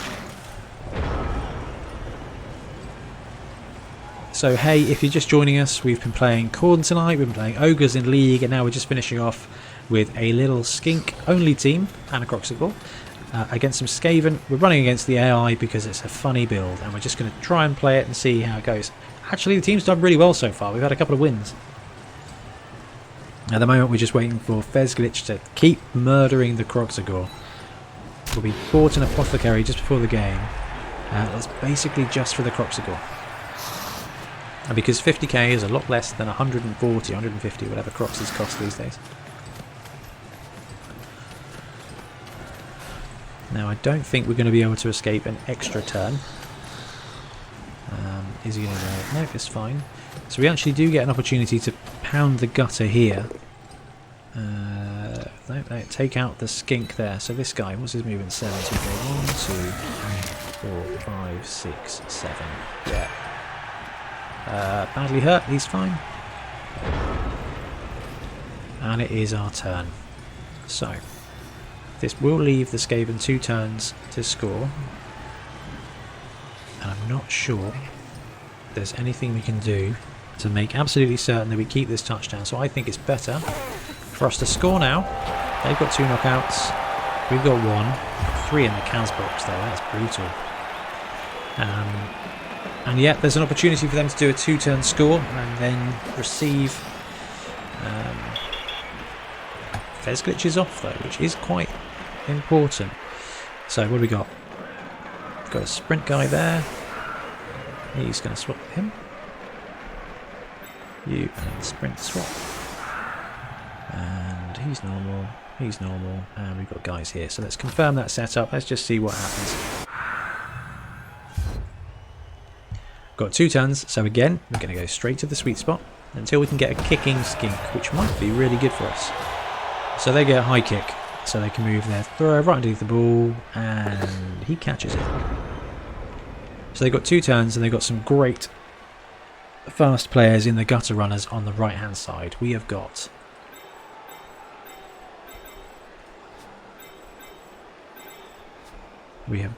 just 1 skink, so they don't have a running lane, and we've got some skinks here. The good thing about gutters from our point of view, from a defensive point of view, is that they're only strength 2. So while the weakness of the skink team is that everybody's strength 2 apart from the Croxigore, when you're playing against Skaven, your linemen are move 8 strength 2 dodge stunty. They're more manoeuvrable than Skaven than the gutters. They're 1 less edge, sure, but everybody is move 8 strength 2, so it's kind of an equaliser. So you end up with being in a pretty good spot against Skaven, where your Croxigore is quite reliable and is going to get all the dice against their wide receivers, and you've got a bunch of skink linemen who have dodge, who can survive 1, if not 2, 3-die blocks. Certainly not survive. There's a regular skink. He's badly hurt, so he's fine. So that's 4 of our skinks out of the game. So we've got a knocked out one that might come back. So this is interesting. They've got this guy who's 1, 2, 3, 4, 5, 6, 7 squares away, and we've got a thrower over here. So what they could do is spread the field and create a bunch of different scoring opportunities while murdering my skinks. This is tough. This is the toughest game we've had so far. They're moving the gutter in so they can play past the skink here. Ah, they get it again. Is his armour going to hold? That's the question. He's fine, just knocked down.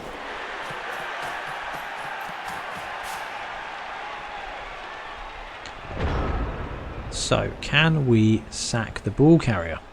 We can get a 1 dice block. I don't think we can do better than that. We can't do better, but we can get 1 dice. So, he can get to there. If he gets to there, it's only 1 dice. So, can he, with 2 dodges, what can we do? 1, 2. Can't do it. We can get 1 die. We can get 2 dice, actually. 1, 2, 3, 4, 5. Well, let's think. Is this the best thing to do right now? Where are the gutters? That's a storm vermin. That's a lineman. That gutter can't reach the end zone. So I think the best thing for us to do is to drop him back there. Drop him to there. Drop him to there. Again, forcing loads of extra movement. And we're going to blitz with the Crocs. 1, 2, 3, 4. And the idea here, do want to go for 1 more for an extra dice. Or do we just want to blitz this guy? 1, 2, 3. Get the 3 dice. Let's do that. He doesn't Bonehead, which is very useful for us. And he gets the power. So we'll pop him down there. He'll follow up. He can no longer score, which is magical. And he's knocked out. Brilliant. And Welsh, apparently. Okay. So we are now in a position where we just want to run a guy back and flood their ball receivers. And you probably want to be there. Because, yes, Stunty, this guy can still get it. But he's going to have to do quite a lot of dodging to do so. And we want to be there, please. Oh, he fails it. Even with the reroll. So it's turn 8. So yes, he can make the dodge, and I think he's better off doing a... I just don't think there's a good choice here. 1, 2, and down to the end zone. Would be pretty heroic. He could actually blitz out if he can get some support on here. Actually, you stick a guy there, he then 2-die blitzes, runs down to the end zone. No, they're not going to go for it.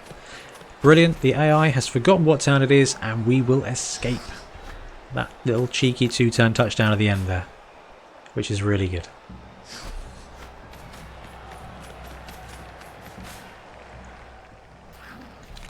Oh, camera's going wild.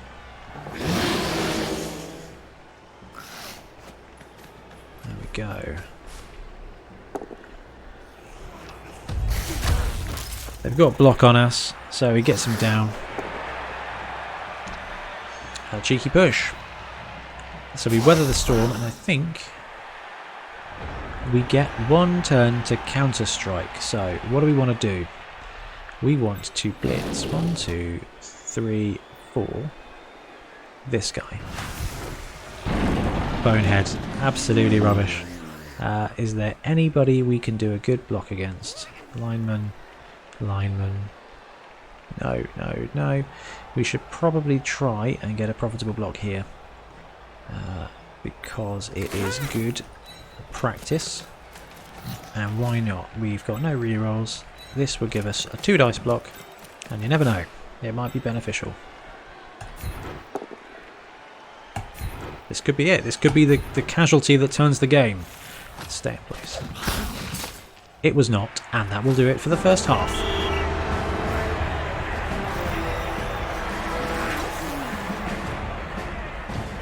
Okay, second half we are receiving the ball.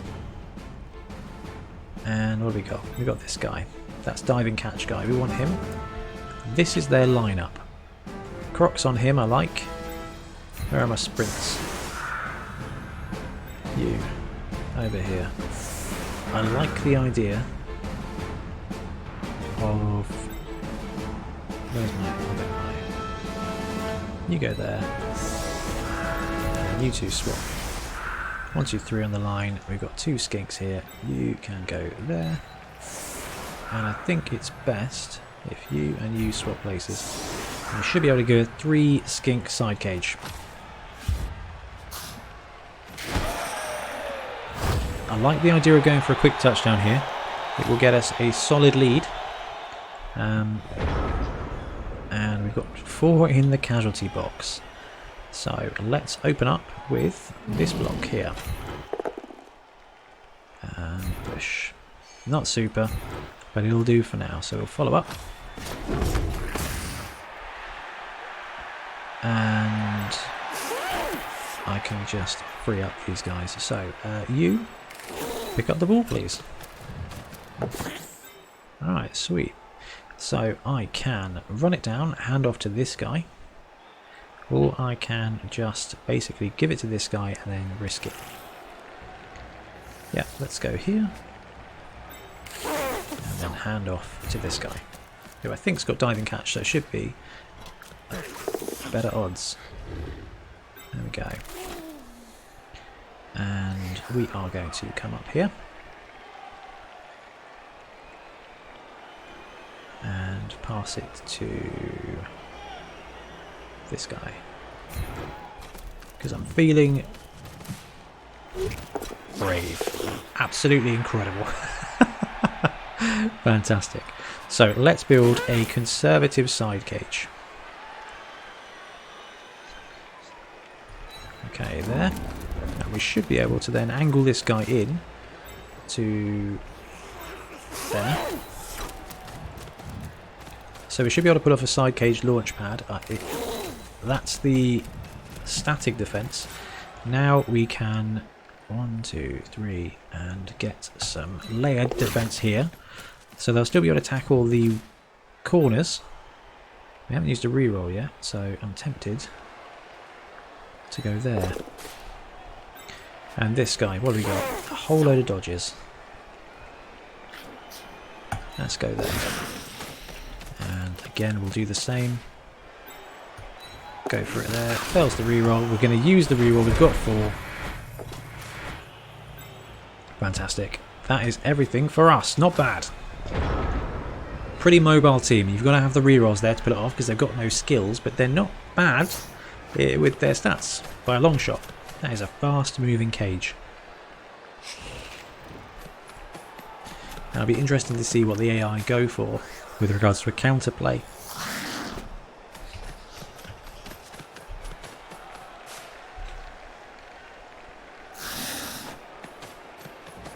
So around there. Where's the blitz? Okay, deep gutter. There would be better because you're giving me a free run at the end zone right now. That's better.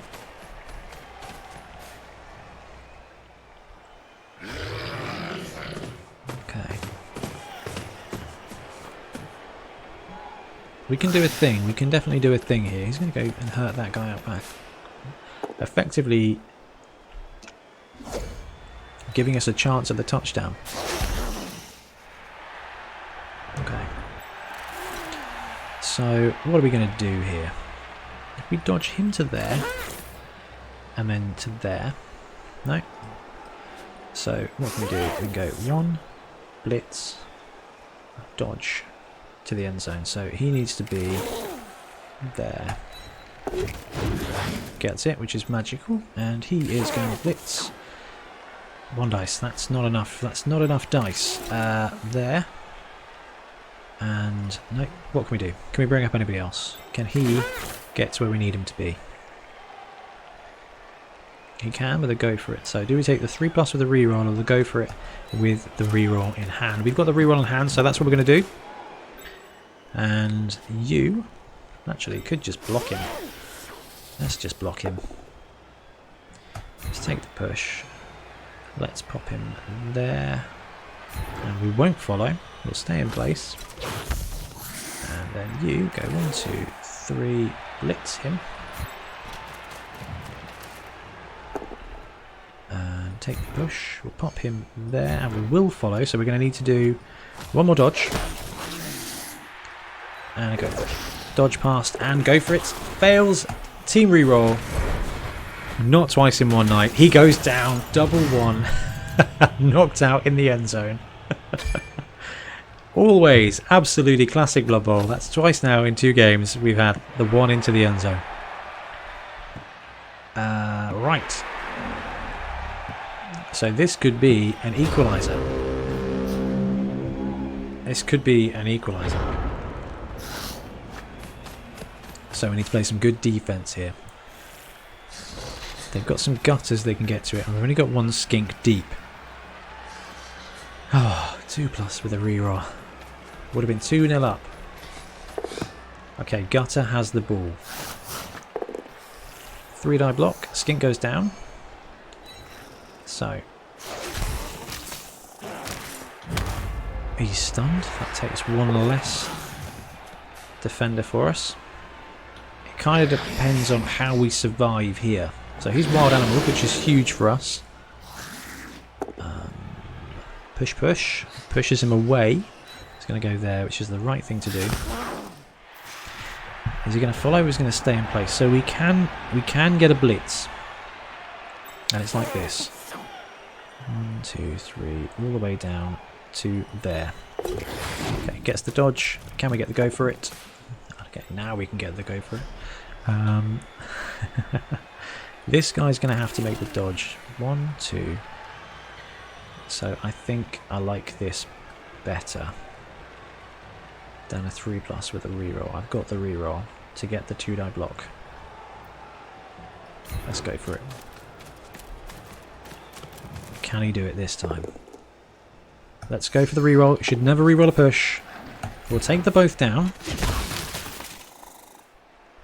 Alright, not bad. Not great by any shot, but actually it does take the ball carrier down. They've still got good strength there, and we're still in a bit of a pickle here, but now this gutter runner is going to have to disengage, which should free up some more of our guys here. No, apparently they're just going to ruffle stomp my Coxagore. Why not? Everyone loves to kick a good big guy. Actually quite like the blue, yellow and orange of this team. I'm in the process of building and painting a team. Does he get it? He gets it. Okay. So we do have a chance at another blitz next turn. All pushes. Okay, so he survives the first one, but we're looking at another 3-die block here from Frenzy. Probably doesn't have... yeah, doesn't have block, which is fantastic for us. And we get... oh yeah, the Croxigore doesn't have dodge. So how's he doing? He gets away with it. So they've got good offense there, and this is kind of everything we've got now. Lineman doesn't have block, so that helps us out with a spot of movement here, and we need to. So this guy can't go 1, 2, 3, 4. Let's do that first of all. Yep, we've still got 1 reroll. So 2-die blitz. Here we go. I'm not going to reroll again, except for I need to with that double skulls into both down push. If we take the both down, the gutter's in a good place, so I think we're going to have to push him to there, and we are going to follow actually. And we're going to try a different tactic. So, Croc stands, he's boneheaded, and this guy stands up as well. That's fine. We're going to move this guy to there, and we're just going to try our very best to flood the gutters here. 1, 2 to there. Can we get to there? We can get to there. He's going to try and go out the edge, which is fine. So we're going to have to do at least 2 dodges, and we're going to pop him in there. So it's going to force him to run out the back. Ah, it's not. Should be able to block here. But they're strength 2 and we're strength 2 as well, so actually, if that was a strength 3 matchup, we've got 4 guys on 2, so we're not outnumbered and we're not outstrengthed there. The rest of the pitch is looking quite ropey. We've got 1 guy here holding up 2 storm vermin. Crocs is there's a good chance he's going to get gang fouled. But it is all down to the gutter runner play. Now they're chasing our lead, so the pressure is on them. We should be able to, assuming we've got any skinks left, if they score, we should be able to get away with a 2-turn launch pad touchdown, although that failed this time. But you can't beat a 2+ fail. You just can't beat it at all. Okay, AI, what's the move? I've said it before, the AI isn't terrible, it's not amazing, it is challenging enough, and I think Blood Bowl itself is challenging enough. Even if your opponent wasn't making any moves, you still probably wouldn't be able to score. But the thing they really get away with is the thinking time. I don't know whether that's actually processing all the moves or whether it is just there to represent your average online player thinking through what to do. Alright. What's this gutter going to do? He can't just be there on his own. He's going to blitz him away, and then he'll probably be able to escape the top left side here. It's a push, so it's there. So he can now... He's not got as great a dodge. He really needed to leave that square untagged. So the gutter's going to have to go there, into 1 tackle zone, and then there, I think. If it does it at all. Let's zoom all the way out and see where the next play is going to come from. I wonder if the AI has ever clocked out, because we're only a minute 15 away from finding that happening. Okay. Surely it's got to be a 3+ with a reroll into a 2+. Probably with a reroll. Okay, so they're moving the guys down to the bottom. If that gutter, if that ball gets down there, then we've got nothing to do. We really can't do anything. There we go. It's time. He gets the first dodge, fails the second. He's got a reroll. He gets the second reroll. Okay. And that skink gets powed down to the ground. Doesn't break the armor, so he's just on the ground. So, let's see what we can do here. Can we bring up the Crocs? We can try and bring up the Crocs. We can't get the Blitz. He's boneheaded as well. So we need to get 2 guys on the ball. 1, 2, 3, 4, 5, 6, 7, 8. There we go. Oh, he goes down. This is it. This is a huge turnaround, and I think there's very little we can do here to stop them scoring. So we're just going to have to hope that they score quickly enough for us to be able to get the win on the 2-1. What a way to go. 2+2+. And they've got time, so it wouldn't surprise me if they were going to cage up here. Yep. Now, if they do cage up, it gives us the opportunity of getting that Crocs back into action. So if we can bring these guys down, we can tag some tackle zones, and we could force another turnover. It's going to be tricky. I think there's a good chance that it will fail abysmally, but I'm willing to give it a go, and I'm willing to hope for it. Gorback is KO'd. Skip. That's fine. We're going to keep that. Okay. Can this guy do it? We're just going to measure it out. 1, 2, 3, 4, 5. No, he can't. 4. He can't actually do it. So can these guys get to it? He can get to there. Which means this guy can go for the blitz. Which I think we're just going to go for. We've got no rerolls, so this is all on the dice now. But we've got to try and force it, and he fails to go for it again. This should be an easy gutter touchdown now. And they don't even need to pressure it. They don't even need to pressure it. That was brutal. 2+, 2+. Failed. They go for it into the end zone, and they are taking it coast to coast. Quite frankly, murdering our all skink team the entire way. So, this guy. Badly hurt. Not too bad. This guy. Injury. Badly hurt. Not too bad. This guy. Badly hurt. And this guy is badly hurt. So actually, even though our team's been murdered, we shouldn't have any ill effect for the next game. Okay. The interesting thing is whether the AI chooses to go for it. Now they've got a reroll too. Can we see tit for tat? No, they get the touchdown. So it's 1-1 we're going to receive. We've got 2 turns to win it here. Now we just spent 6 turns handing it over. So, who are you? Sprint. Who are you? Sprint. I want you there, and I want Crocs there, please. And you there as well. So Crocs can smash away, and we've got 1 guy that will need to dodge. Ball carrier there, and diving tackle there. You there, and you there as well. Let's go for that and hope for a good kick.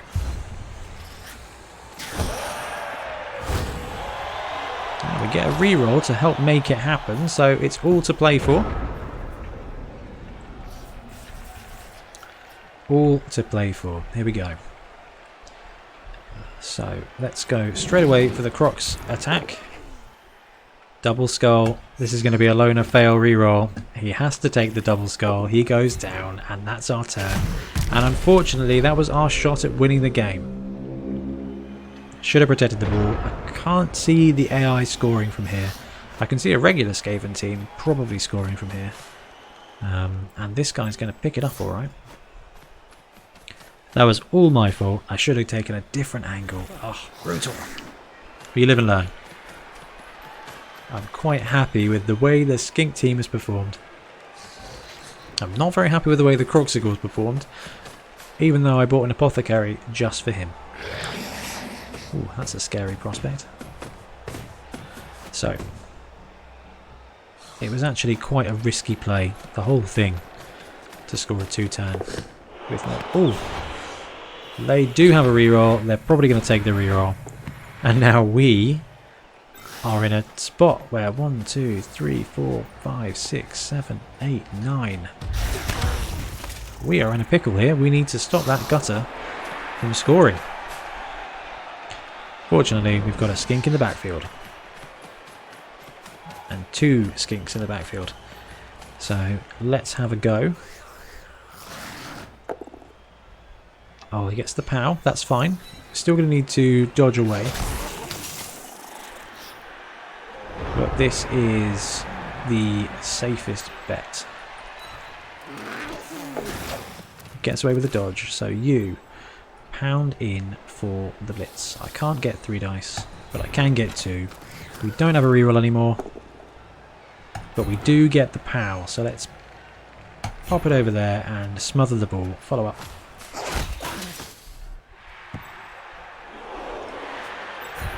You stand up. You stand up. Bonehead. Oh, Croxigore. You have let everybody down. I can't stress enough. Oh!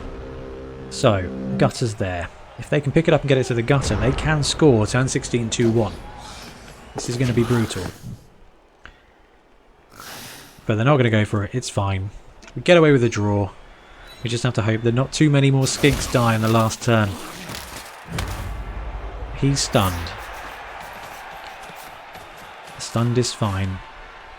He's going to go there. I reckon the Rat Ogre's going to have a jolly good crack at that skink. He's fine. Double push is okay. We can get away with that.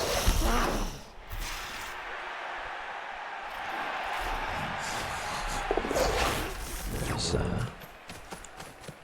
that's interesting AI. I wonder if they forgot to move the ball first.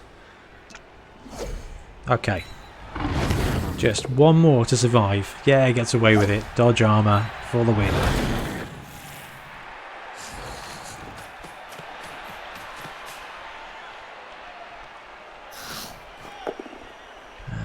Double POW for that skink. He goes down. Doesn't break the armor. It's fine. Carnoa Peck escapes death. 2 push. He gets away with it too. 1-1. 1-1. If we hadn't failed the gopher into the end zone, that would be 2-0. Okay, you know what? We still rolled a 6. And our fan factor is fine. So let's close this bad boy down. We'll do our team and then I'm going to sign off for the night. And let's have a look at our roster. So we've got 2 skinks that are leveling up. We've got this guy. Level up. Let's see what we get dice-wise. It's a 9. So I like sprint. I like jump up. That's quite good. Sure feet is very useful, but we generally have the rerolls anyway. Catch isn't bad. Do we just take sprint again and make everybody pseudo movement 9? And we want to roll something fun. Come on, let's get some doubles or some stat ups on this guy. Go. It's a 5. We are going to give him sprint as well. There we go. So we've got 4 sprinting skinks and 1 with diving catch and a very useless Croxigore. We've got 100k in the bank. We've got 12 players. I think it's time for us to buy another skink. Confirm purchases. So we're sitting at 12.20 now, and our next game is going to be Dark Elves, and they're going to get 130k on us. Not bad. Could be an interesting game. Might pick that up tomorrow. We'll see what happens. Right, guys, I'm going to sign off now. Thank you all very much for joining us today, for jumping into the various chats and hanging out and watching some Blood Bowl. So I will go, and I will see you soon. Back, if not before, but the very latest, 7 o'clock on Tuesday again for an evening of Blood Bowl. So, join a league. Drop us a message, say hello. Happy Blood Bowling.